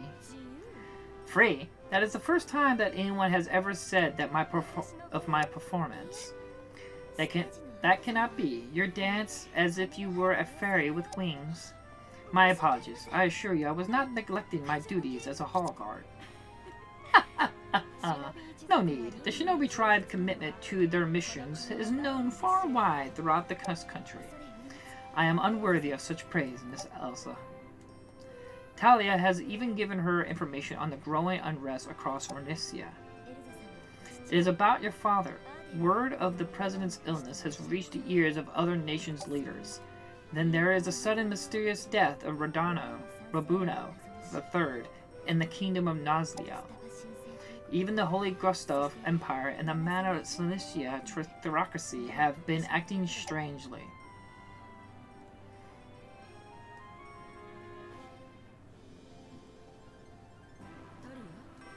Talia, is something wrong? Oh, no, it's nothing. You mentioned you have spoken with Alzia. What did this conversation entail? I'm not sure. It was my first mission, so I was rather nervous. I don't remember much. Despite the fact that she respected Medusa like a mother, Talia found herself unable to share Elsa's secret. She knew Elsa Alzia may very well become a powerful enemy one day. Yet even so, she simply could not bring herself to break the promise she had made to Elsa that day. I got both the Nightmare Box 1 and 2 on PS5. Ah, that's cool. I remember you mentioned that yesterday. I mean, that's cool. I hope you get to try them out, and hopefully they're good working physical copies. Your streams are so funny, enjoying it. Oh, God. I mean, I didn't really do much today. It was just all the game. Psychic hat. Great. Excellent.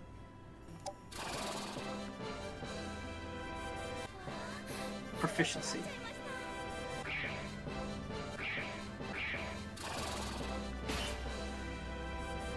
Mana balance is the mana left after subtracting upkeep of all monsters from the income of all bases. The amount is calculated automatically each season and added to your nation's mana reserve. Mana income, mana upkeep. Mana income, the total of mana generated from all owned bases each season. Upkeep, the total of consumed and the maintain of all monsters each season. All of this is calculated at the start of each season. This explanation can be reviewed at any time during the guides.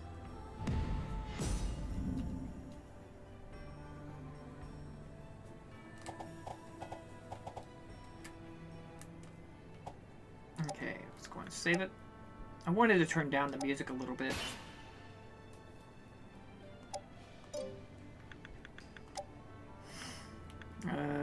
Settings. Audio. Let's drop that down to... Let's drop that down to 6. Alright, didn't save it. And subtitles. I want to... Boop. Let's go with fast. It's a little slow on normal. Alright. How are we looking? The problem is I don't know if I just attack. It feels like I'm instigating a battle if I'm going over their attack, but I'm worried about if I don't do anything, people are just going to keep getting stronger.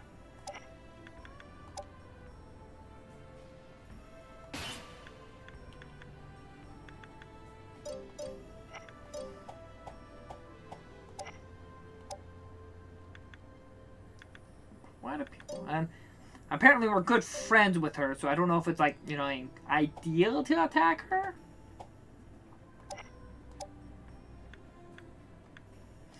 That seems pretty easy to take out.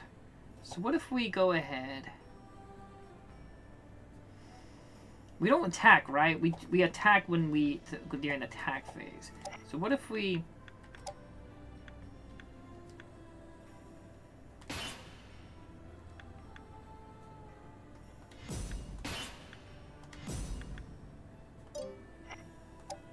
I'll go ahead and just train you some more.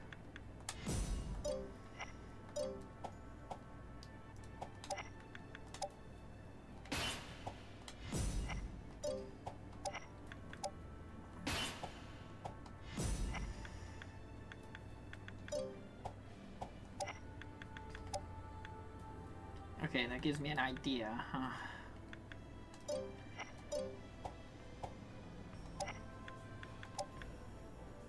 That's kind of cool. It gives you like an idea. So that's where I would come. Kapalupa. So I would be attacking that way, huh? By the swampy. So I would be in a very disadvantage if I don't have swampy monsters.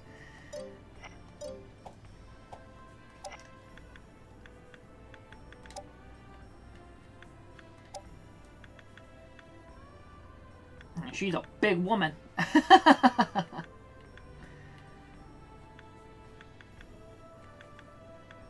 Let's see. Plain, skies, forest. I don't got no monsters on standby. Manage your items. Okay. Sorry, I'm still just learning and seeing what I need to equip. Sacred Mail. What is she? Temple Knight, Barbarian, and a Dancer.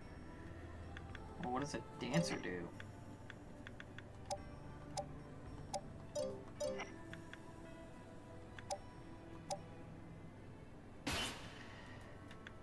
Yeah, we know this. Dancer.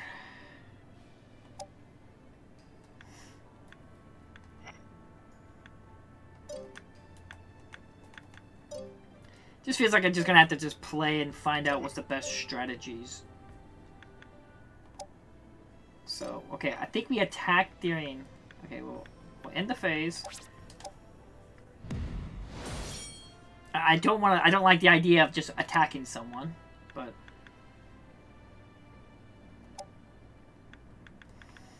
Okay, they've moved, and that's fine. I want to leave them there. There's some kind of defense there. Right now, boom, boom, and then we'll get boom. And then we'll send them here.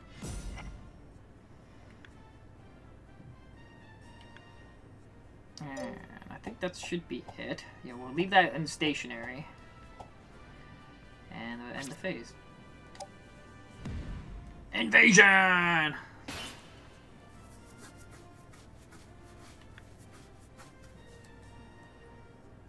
Invasion parties is when both sides have chosen to attack each other.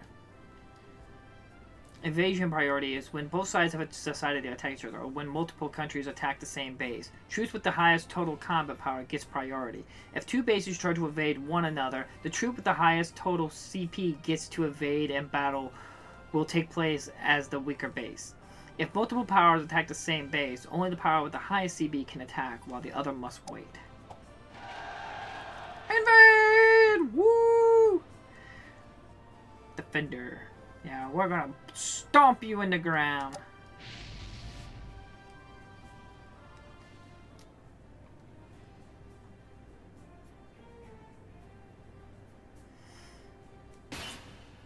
Each base has a different battle map in which knights or monsters will be doing the fighting. The winning troops will occupy the base. Yes, we know. Okay. Deploy, deploy, deploy. Are you sure you want to deploy these troops? Yes. Surprised I can't decide where to place them. I mean, you could pick where your location start. Generally speaking, you win a battle by driving away all the enemy troops or defeating the ruler. Okay, I know the rules. I am Odessa of the Shinobi, and I sense a great power within you. What is your name? I am Selena, priestess of the Holy Watchmen of the Mana Selenia. I bear you no ill will, but I am afraid we must fight. A priestess. So you serve the ruin god? Why then do you fight against those who worship mana and the ruin god? Because our nation follows only the most holy path laid out by the ruin god. It is our duty to show the rest of Runersia the way. If we perfectly are capable of following the path without any guidance from you, and I will be the path we believe in. Ooh, clashing religions. Ooh. Yeah.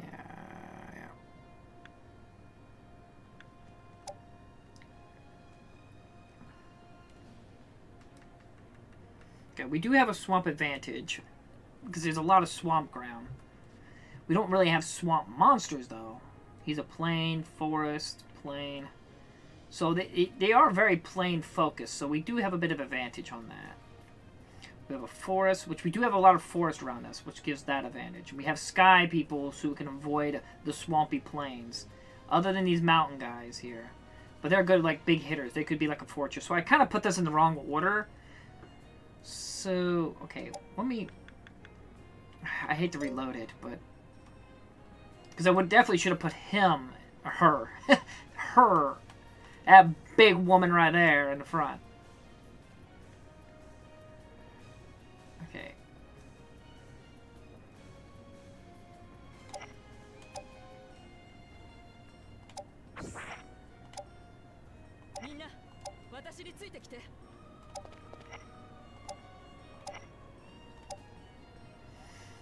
She's flying, right? Yeah, she's a sky, so I can just fly her wherever I want. Not to gum up the path.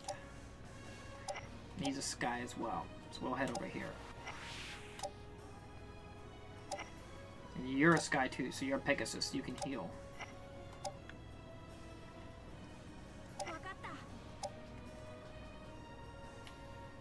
And what are you? Like a... You're like a Temple Knight, so you definitely should be in the front lines.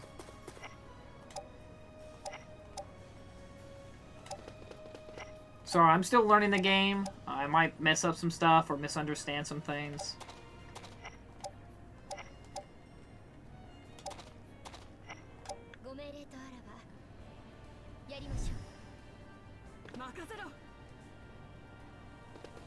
I was like, oh, you're falling back and fortifying. Interesting.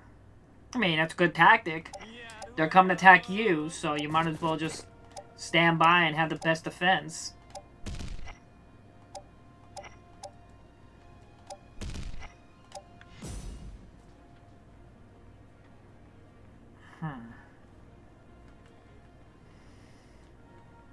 Okay, we still gotta... Okay, so that's our range. So we can go about here.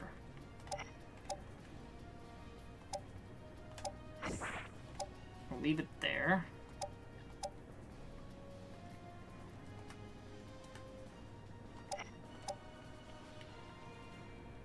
We'll come about here.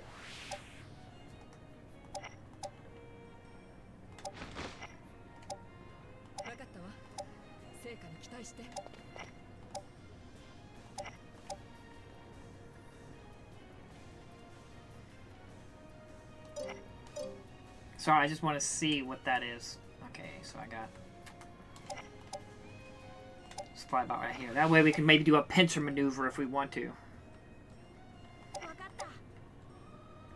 What are you? Swamp. So she has advantages in swamp.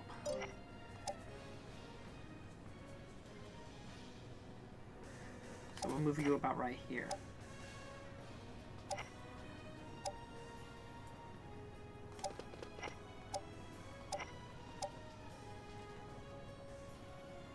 Road.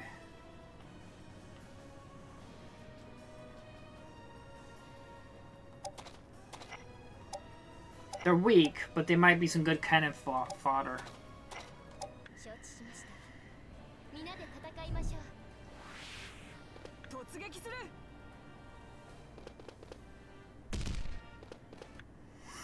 Afraid to move forward? I mean, it makes sense. You don't want to... You would want the enemy to come to you.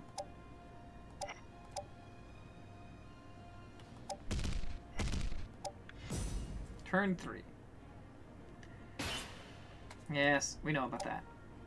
That's what I was hoping to do. If the computer was stupid, I could do a pincer maneuver and block her completely.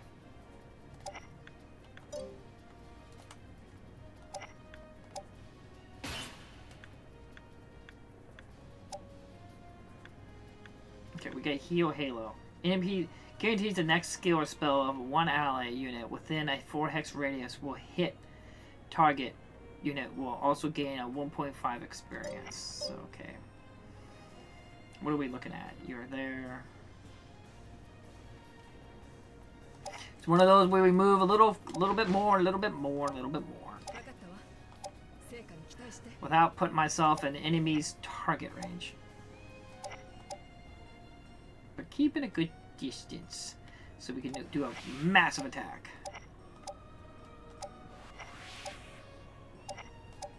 I kind of want to send you out there. What are you at? 7? You're fairly good, so I can maybe have you a bit of a bait.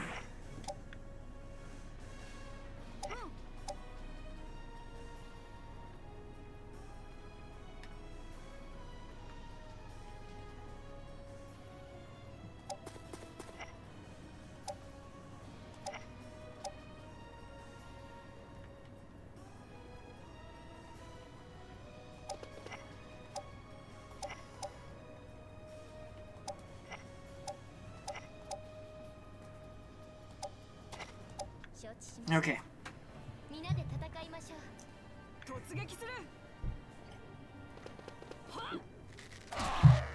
Ooh.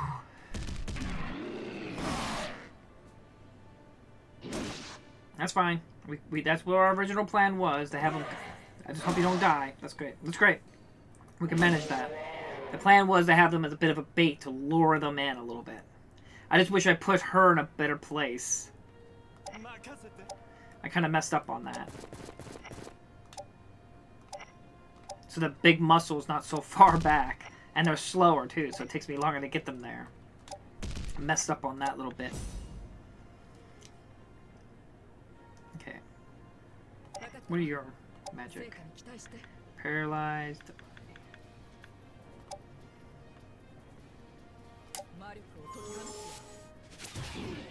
It's paralyzed you.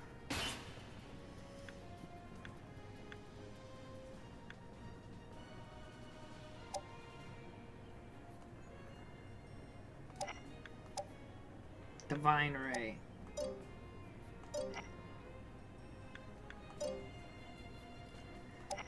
I'm just wondering what... She's a holy, isn't she? Yeah, she is a holy, so she would have advantage. That would chain me. Saint Split. Normal attack. Deals moderate damage to a single adjacent enemy. Yeah, she has a little bit lower accuracy, but she does have a damage increase, so does he against me.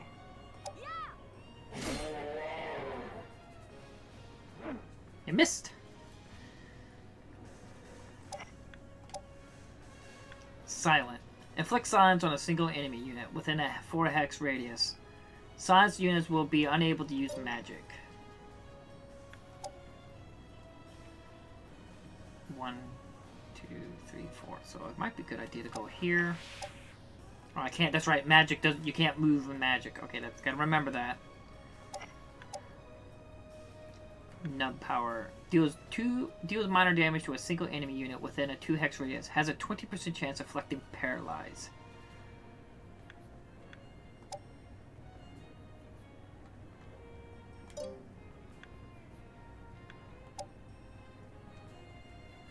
Power's a little bit down. It's a good amount of damage though. So could I reflect paralyze? But what are the odds? Has a 20% chance of like 20%. I might just go with a no bite. Oh, critical. Luckily it wasn't that much. And now I want to do heal on you.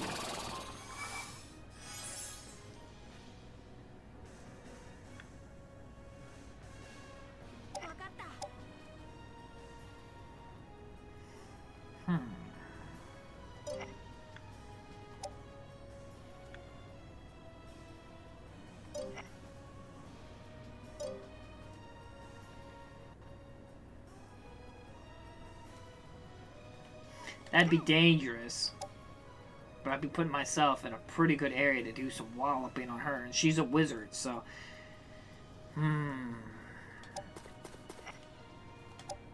Heavy thrust. Normal attack. Deals moderate damage to a single adjacent unit. That's a lot of damage.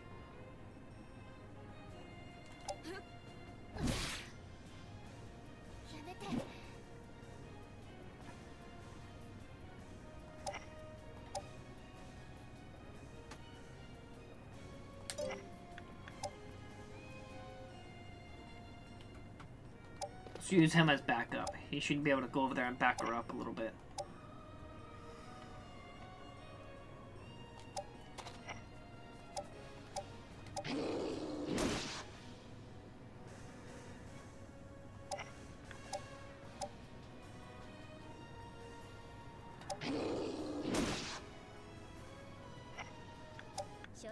Okay.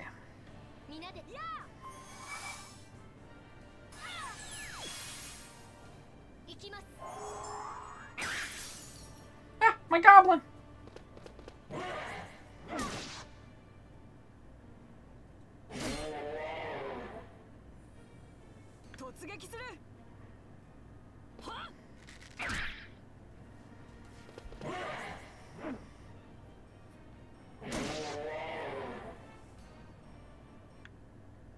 Oh. Now the muscle can finally get here. Wild Crush.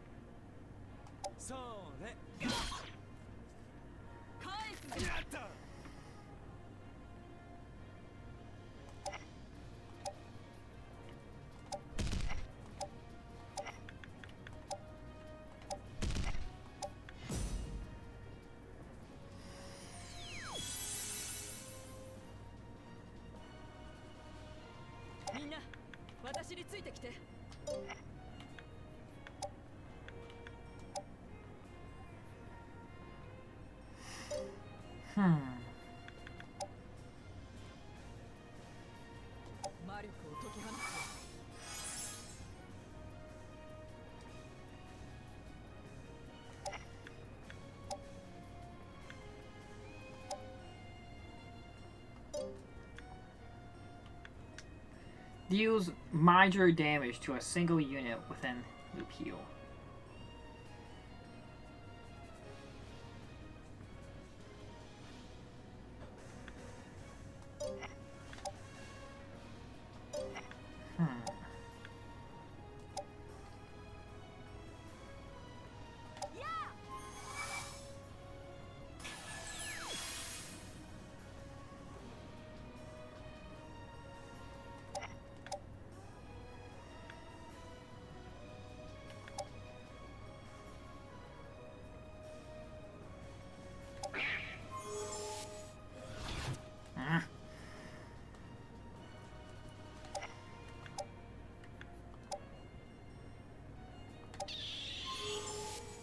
Damn it. Oof.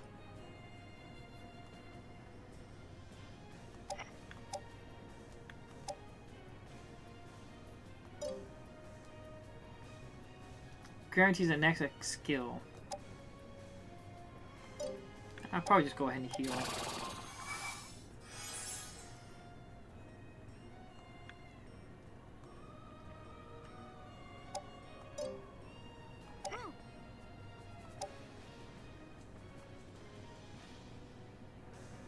Seems like a force would give me more advantage than anything.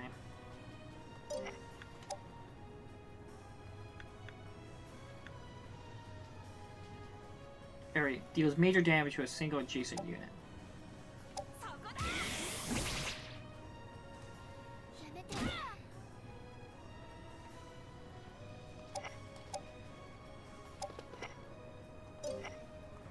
He's better in forests. Ah, of course you'd miss. Damn it, and you do a critical hit, of course. Because, you know, fuck me, right?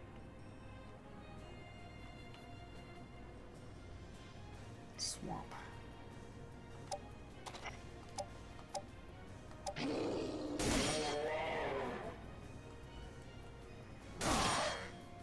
I am out of the range, so that does suck.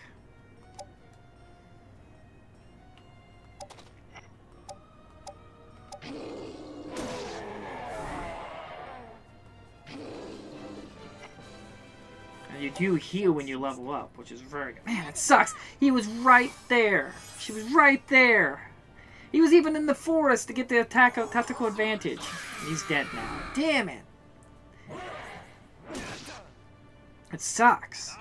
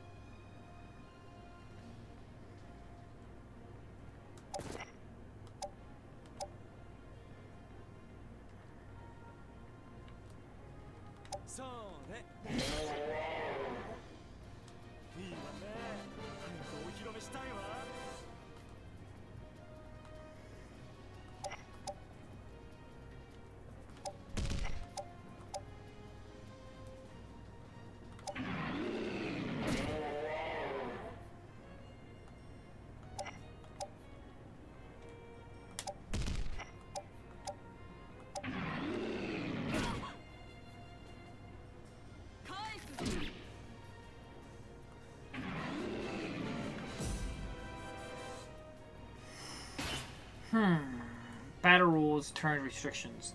Force all enemies to retreat within 12 turns to win. The battle also ends if at the end of the 12th turns, both invaders and defenders have troops on the field. At this time, if the invading side has units on the castle hexagon, the invaders win. If the defend unit or near nobody is on the castle hexagon, the defender wins. Okay, so there is a time limit. Okay. What are we on? Turn 6? Yeah.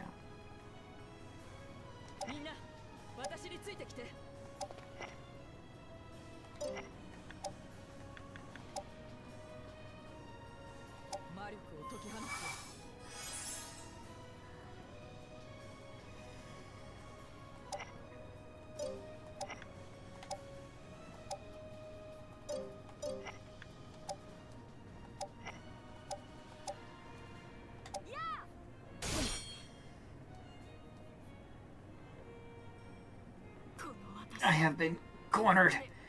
Me.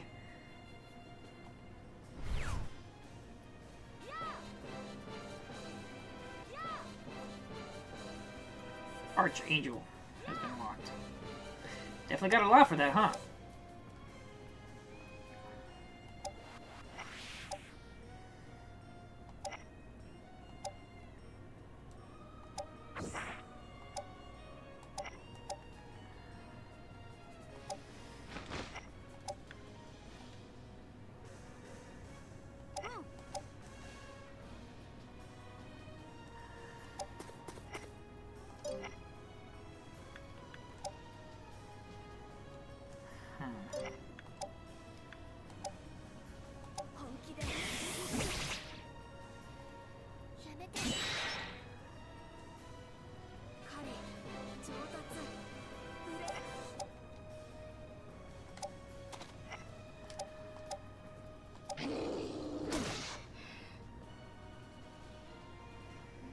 There must have been a mistake somewhere. Get out of here. That's one happy dog.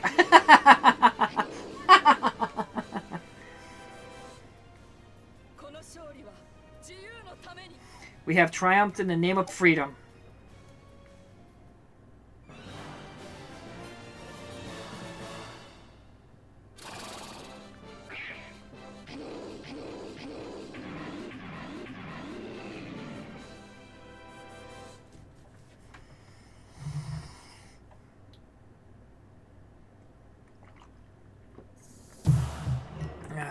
Victory.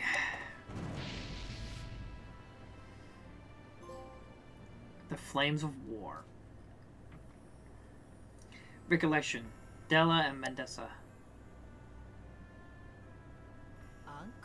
Uncle Toby? Yes, he was originally a regular Bazoo, but he was bitten on the hand by a Barrett youngling, and that gave him the ability to speak. Yes, that is what I was told anyway. That cheeky little Tala, she knows the law says to stay away from the Bezo, but she did tell me everything about what happened. Probably because she knows that talking to the chief mother means breaking the law. That also explains why she has improved immensely in her training. Yes, it would be hard not to when she's constantly running around the forest with this Toby. Medessa, since it seems to be helping with her training, I will turn a blind eye to this matter. However, remind her that she is not to get too deeply involved in their lives. What do you mean? I have heard that Bezo are exceptionally family-oriented animals. Talia will exceed me as village mother one day. When she does, I understand, Della. It would be a complicated matter if she starts to develop a keen interest in males. Medessa, I do worry about Talia. She is quite curious, but very thoughtful. Come next year, when she comes of age and must work outside, I fear that her childish curiosity will prove too strong for her own good. What if by some chance she meets a man that she takes a liking to? Dahlia. As Medessa lifted a hand to Dahlia's cheek, Dahlia eagerly leaned in to touch her touch. I'm going to be all right, Dahlia. It's going to be all right, Dahlia. I'll always be here with you. Medessa. Ooh. The Brigandine of Freedom shone with a soft red glow as rays from the setting sun filtered down through the skylight. As Dahlia and Medessa sought comfort and solace in each other, their wistful voices filled the room with the air of melancholy. Oh, they're getting busy in the sheets, are we?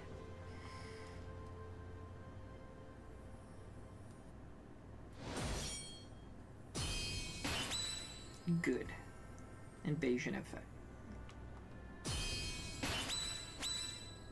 Divine Staff. Proficiency.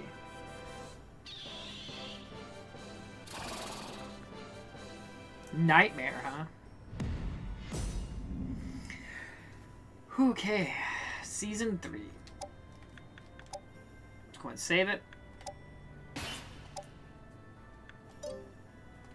We have just conquered our first base. This is at a disadvantage. That's something we should take consideration.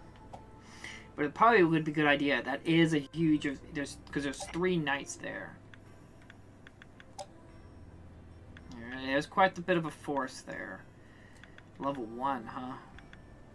But that's pretty low. It's only these guys that's really making a threat. And him. The Iron Golem. So they're not too powerful. Compared to what I have going on here. So if I could probably...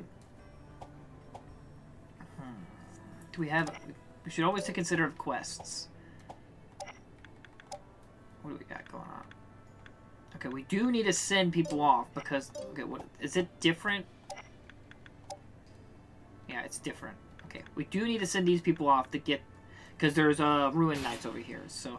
I've been sending these people off quests because they're at the most likelihood. So I'd rather keep sending them.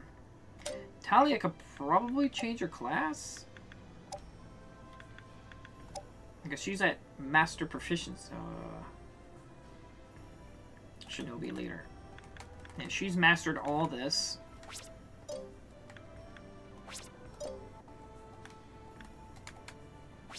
This is the unit's current class. Okay, how do we change it, though? Shinobi Leader. Can you not change?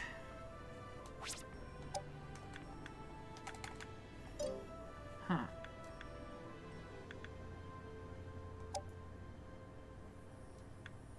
Pegasus. It's a unicorn now. Pegasus is next. This gives it sky, but this gives it plains. Weakness, heal.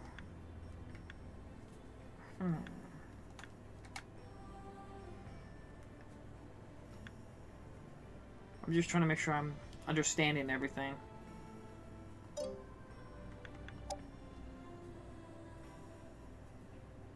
Proficiency. She's mastered, so how do I change a different class? Do we have to unlock a class? Because you can't just play, like, you have to wait to unlock it. Like, certain conditions got to be met.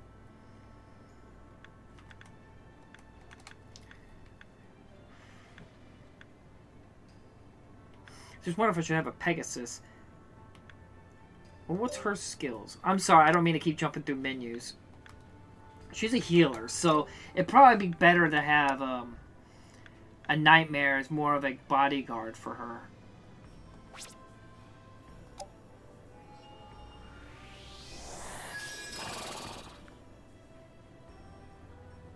Look at me and my cute little unicorn, Nightmare unicorn.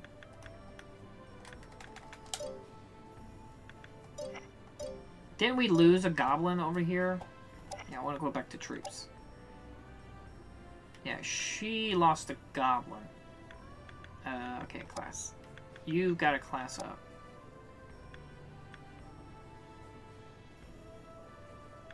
$10 or higher. Level 20 or higher. So, we might just wait. I mean, there's no really benefit to holding off. Yeah, so it's just overall just upgrading. She just costs more. So we'll go ahead and get her a boost. I'm sure the game's being much giving and resources and stuff like that just due to the fact I am playing on a lower difficulty. Okay, yeah. Maybe I can't change the leader. Barbarian type.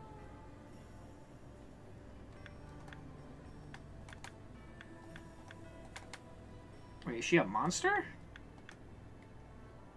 Berserker. Wild Crash. Power Swing. Viking, huh?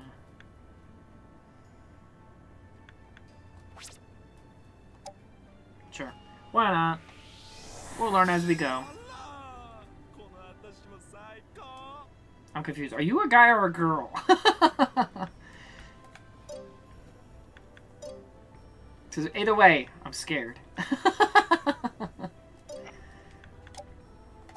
Didn't we get a staff?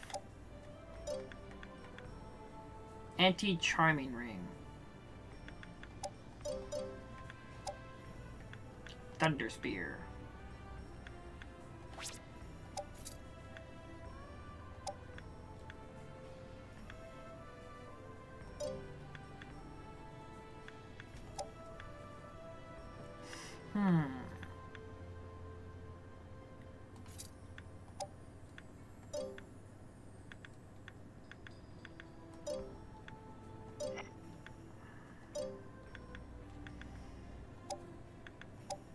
Consume items. I can, like, consume? Divine staff. So who can use a staff?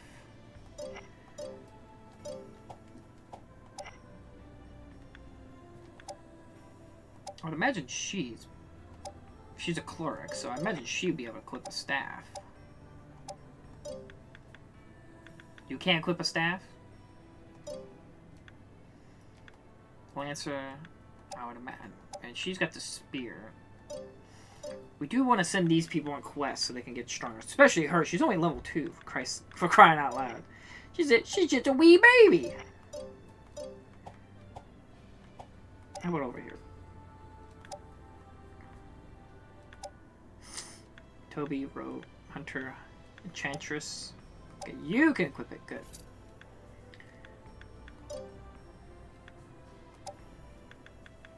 Okay, just making sure. I want to make sure all my units are all well equipped.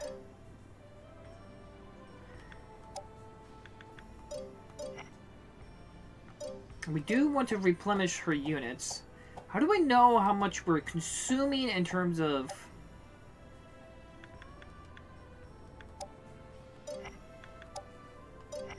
Okay, units. Okay, I don't know what I'm doing. Triangle. Base info. Oh, okay. Switch bases. Okay.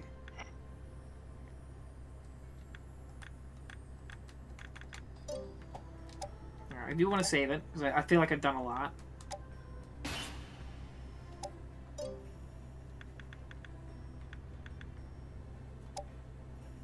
Power relationships.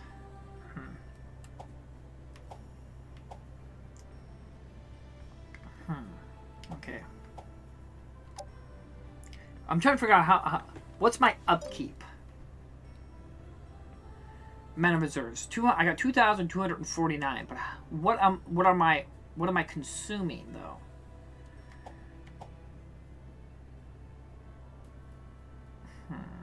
Menu.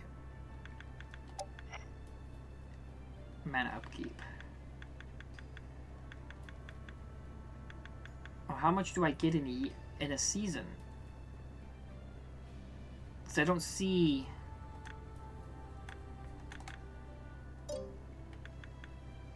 Nation statistics. I see mana income. I get 1,881. My upkeep is 960. Expected mana income of 921. So I get a 921. So I got 921 to play with.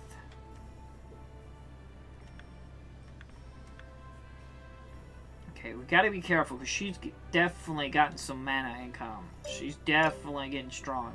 That's why I really want to bolster this up. I'm hoping I can get some Ruin Knights and get a bit more going on there. I do need. She needs to train. We could send you here. Increase our odds. I want you to get experience. Okay, they're a little distracted. That's fine. Summon.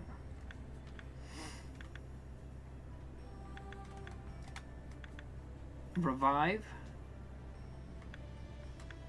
What do you mean by revive? Oh, okay, I can revive you. Not enough revival stones. I didn't even know I was worried about revival stones.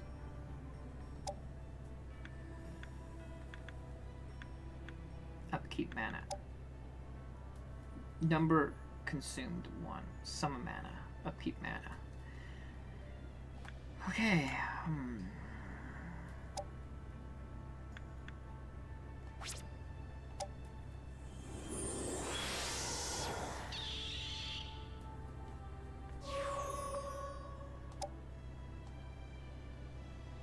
Okay.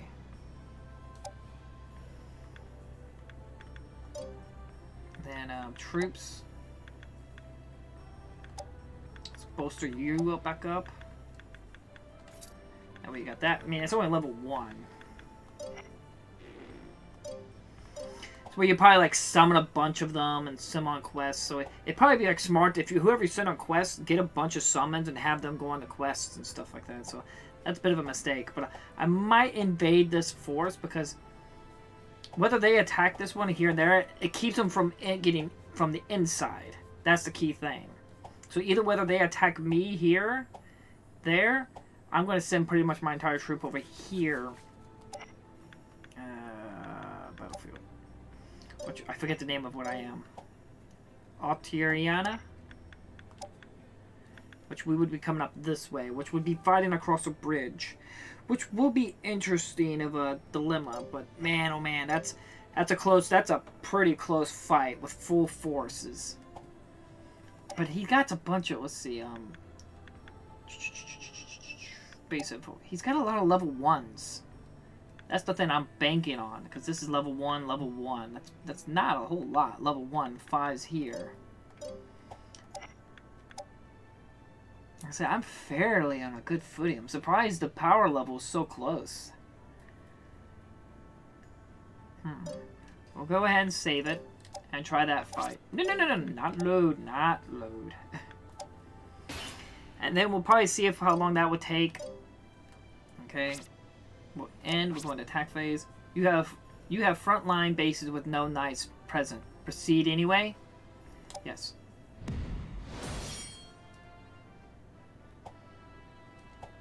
Anybody attacking me? No. Like I said, we're pretty good. We got a good little standoff there. Keep her from doing anything. But, we'll go attack. No.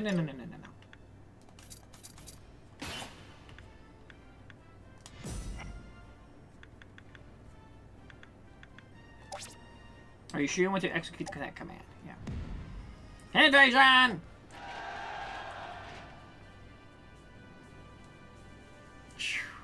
I mean, it's like we got like 3,000 extra, or 2,000 really. But yeah, I'd imagine I would be pretty strong on this. The Brigandine reminds me of the old school. It gives you a gigantic mag and gives you the tools and tells you survive however you can. You're not wrong.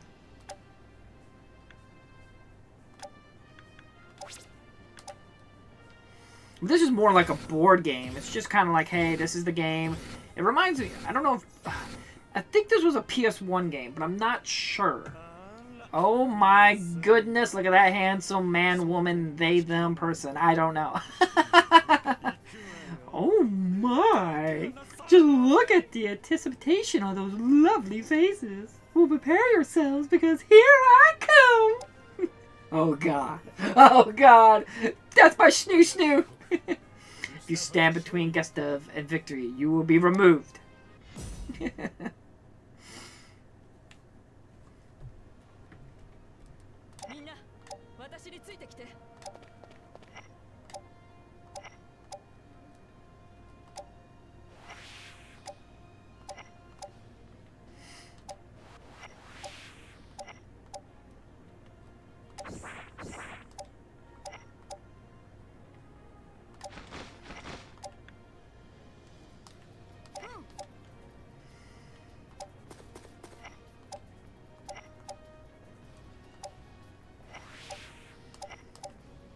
But these are the games I just grew up with. Like I said, I played a lot of these kinds of games when I was a kid. All these tactical, strategy, turn-based stuff. It's just something I love so much. I mean, I don't know why would you even want to leave that area.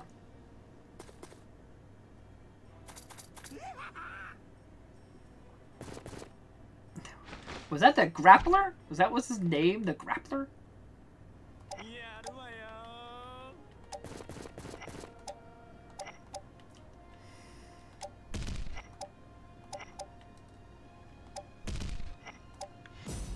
Turn 2.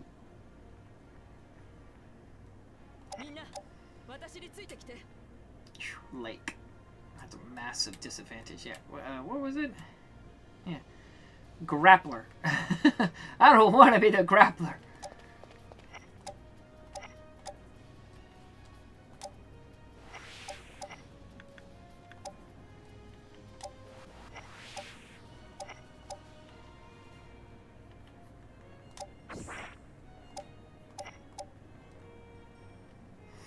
We should be fine.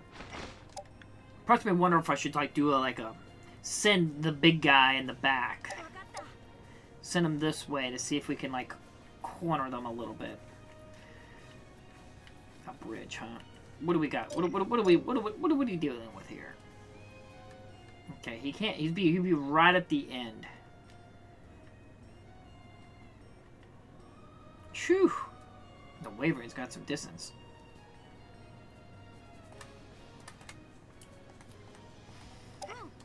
So we'll stop by here. The Eagles.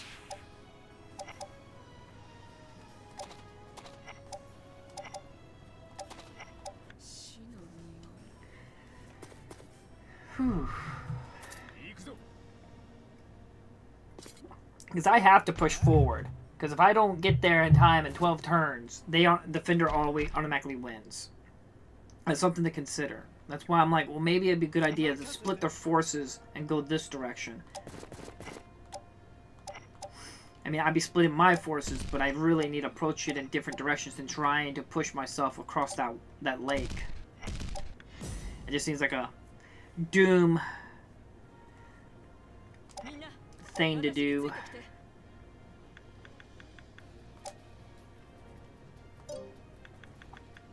Gauges the next skill or spell of one ally. Okay, yeah.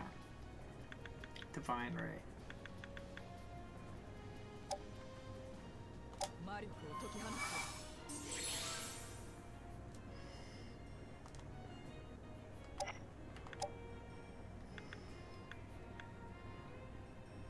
Restores the maximum.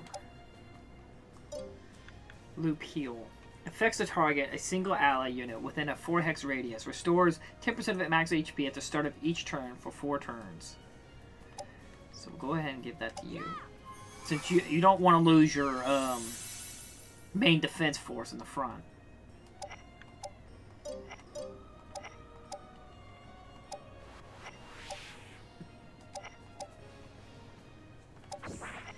Oh, we can't. Well, no, that'd be dumb. I had to keep him close to you.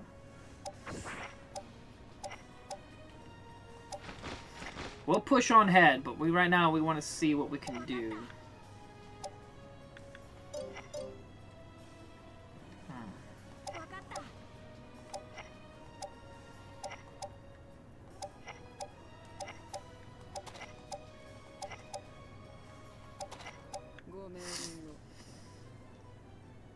Yeah, they're all just standing by, which is it'd be the best thing to do. Hold that area. Computer's not dumb, at least. They're definitely pushing me to go forward, but making me have to put myself in a massive disadvantage. Which is smart. I'm good. I'm glad. 'Cause why would you leave your safety?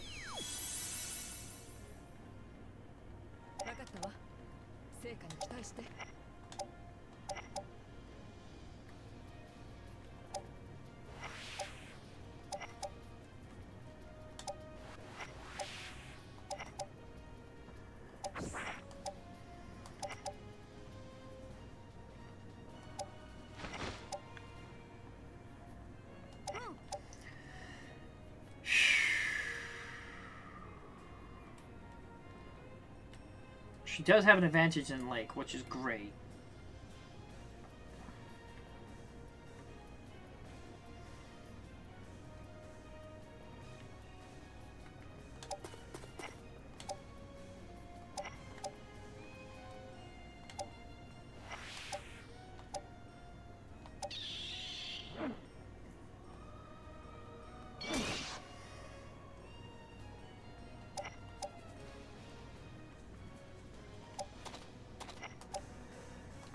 I have to push forward.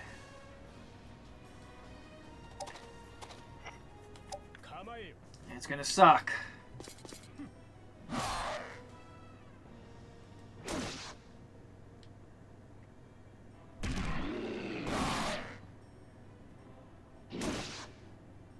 I really don't want to lose them. Apparently I do need revival stones. That's what makes it suck. I have to have revival stones to bring them back.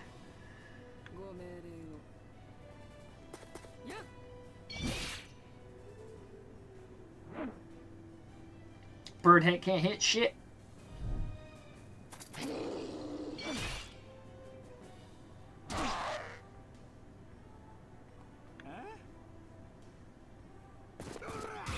Goodbye, doggy. Oh. Didn't want to lose you, but I really needed to push forward.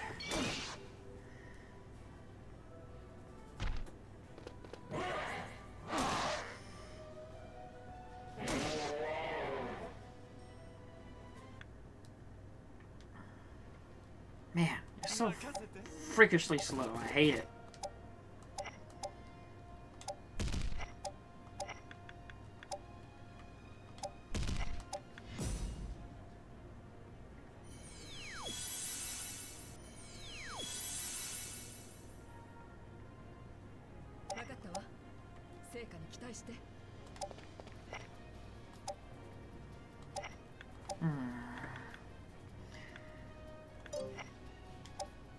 Divine Ray.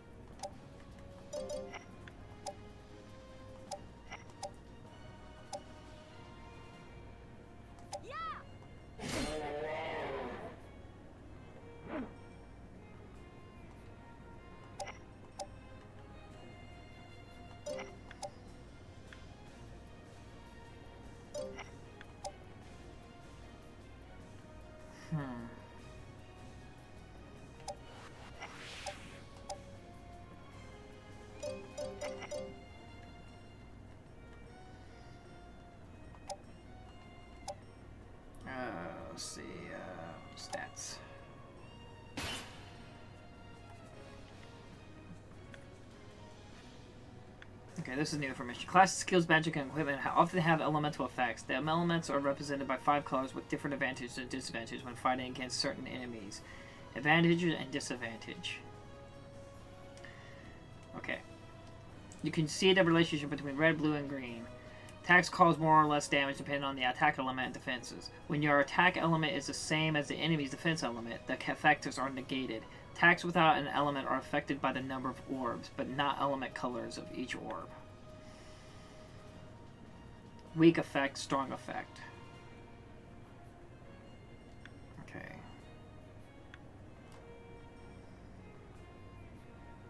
Okay, I get you. I wanted to see what your powers are. Magic. Resist, spell break.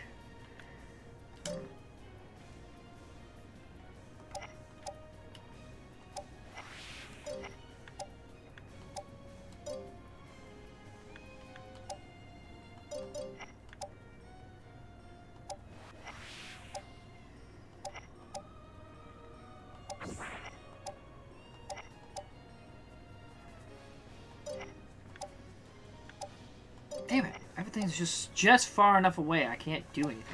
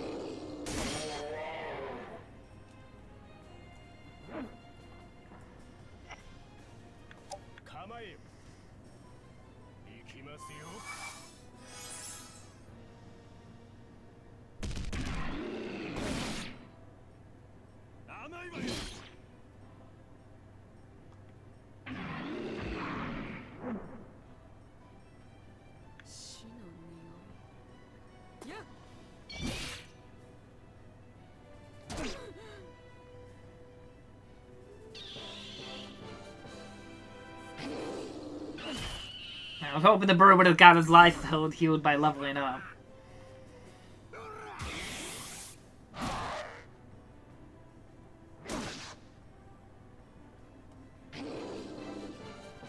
Hellhound, huh?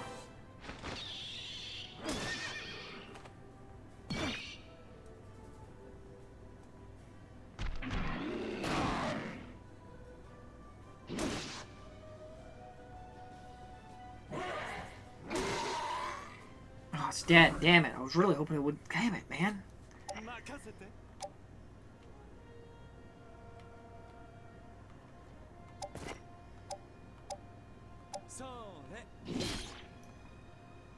I probably pushed too quickly before I had all my units in the right position. It's probably my fault on that one. I pushed too early. I still had plenty of time.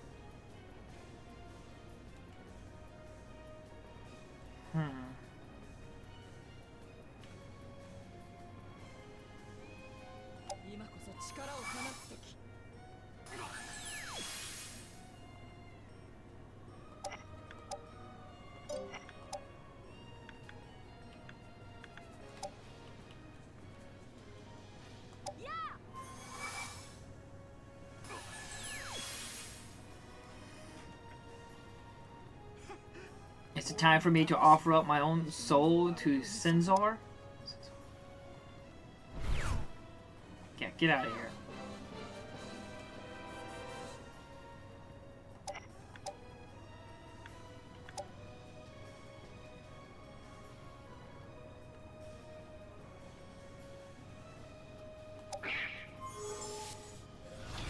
Damn it.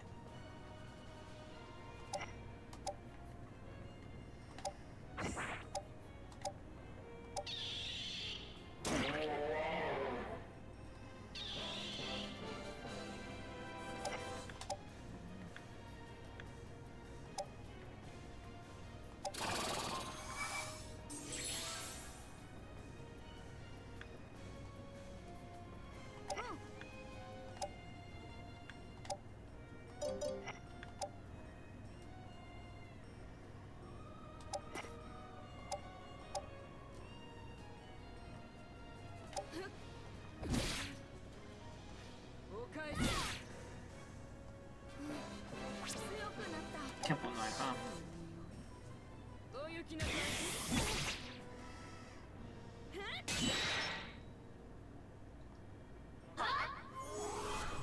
That's what I was trying to do, was silent her.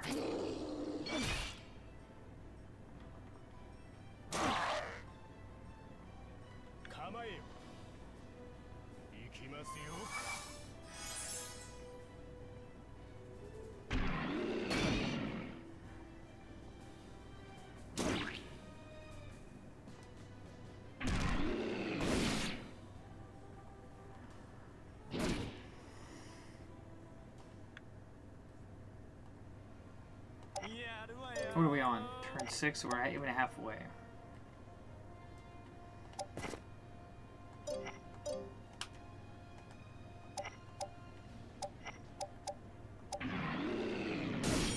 Oof, goodness.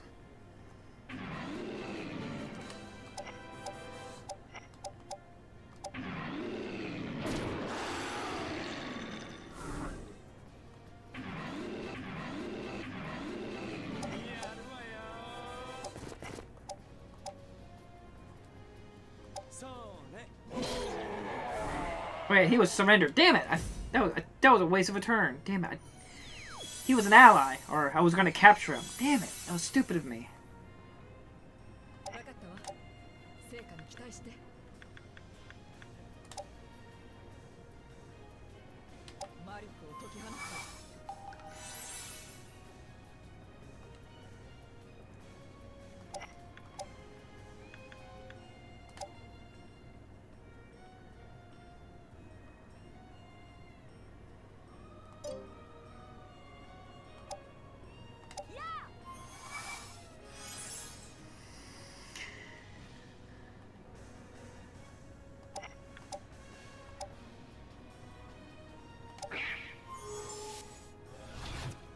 Like a 30% chance. Sucks.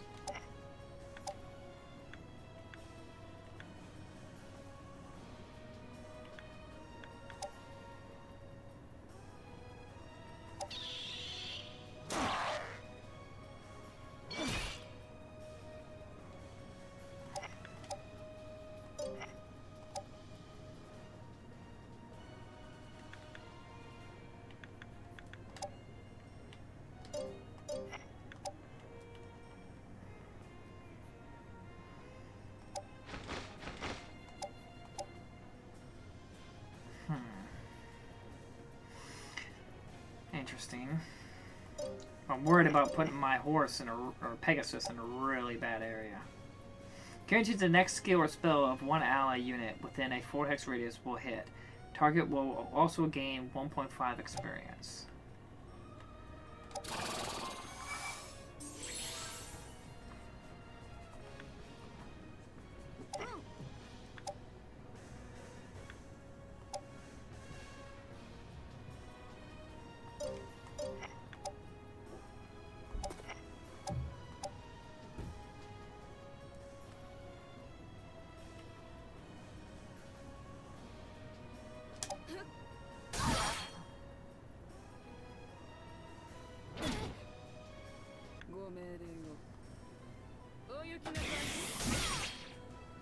Ooh, 218.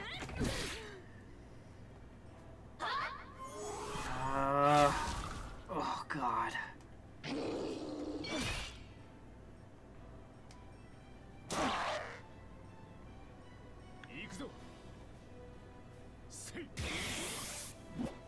Whew.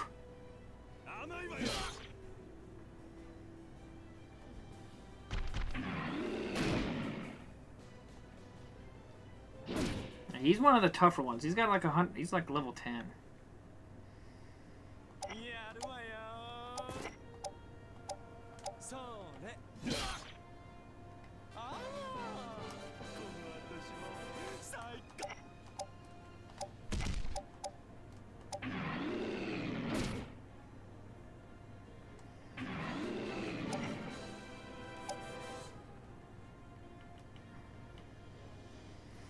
Might choose to follow him back so he doesn't die.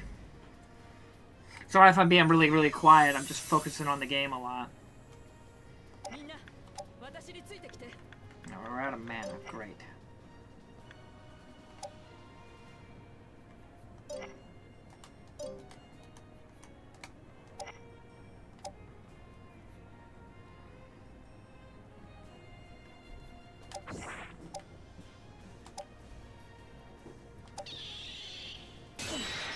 Really? Again, like perfectly preventing me from finishing the person off.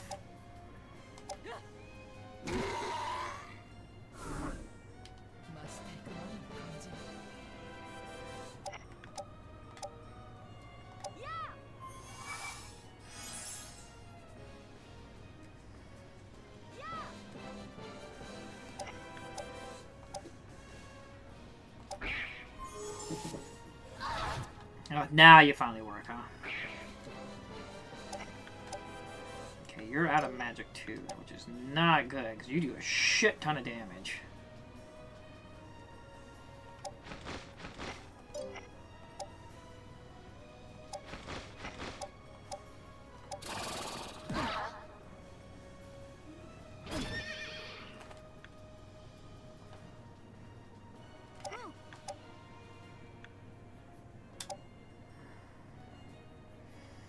Would like to dispense of her. I'm worried that if I attack her, she's going to counter and do a bunch of damage, then hit me again and possibly take me out.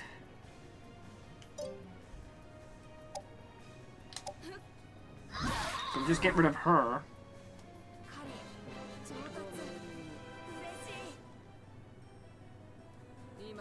We will retreat for now. Their destruction is not yet at hand. Some of those troops retreated.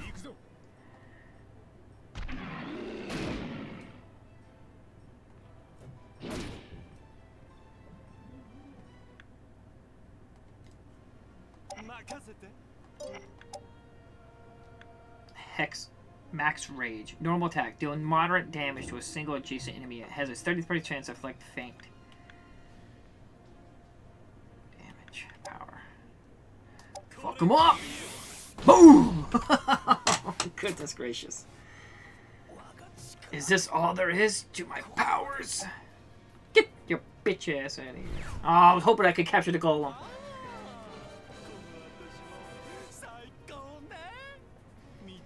You don't have to say it. I know you're mesmerized by me. Don't worry. I'll only become more beautiful. I'm glad it started with the character and it ended with them. Him, her, they, them. Sucks I lost all those wolves though. But I needed a vanguard. I needed the people to push in and to take a bunch of damage. Hopefully I can get it back with some power stones or something. But that was one hell of a push right there I chose to do. That took out a lot of their big force there. I lost a lot, though.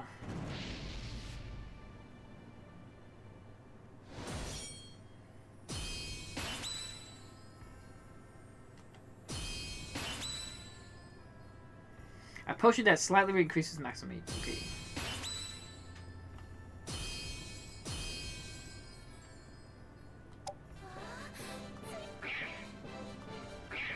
Okay. Did I not accrue to anybody? Damn it! I had such good odds, too. Damn. Alright. Well, they didn't advance there. They haven't really advanced at all. At least I don't think so.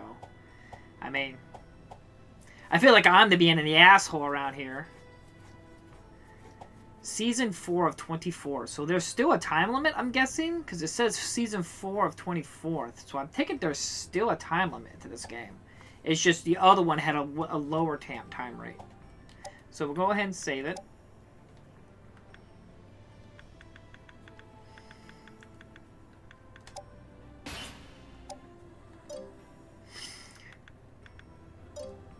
Well, alright.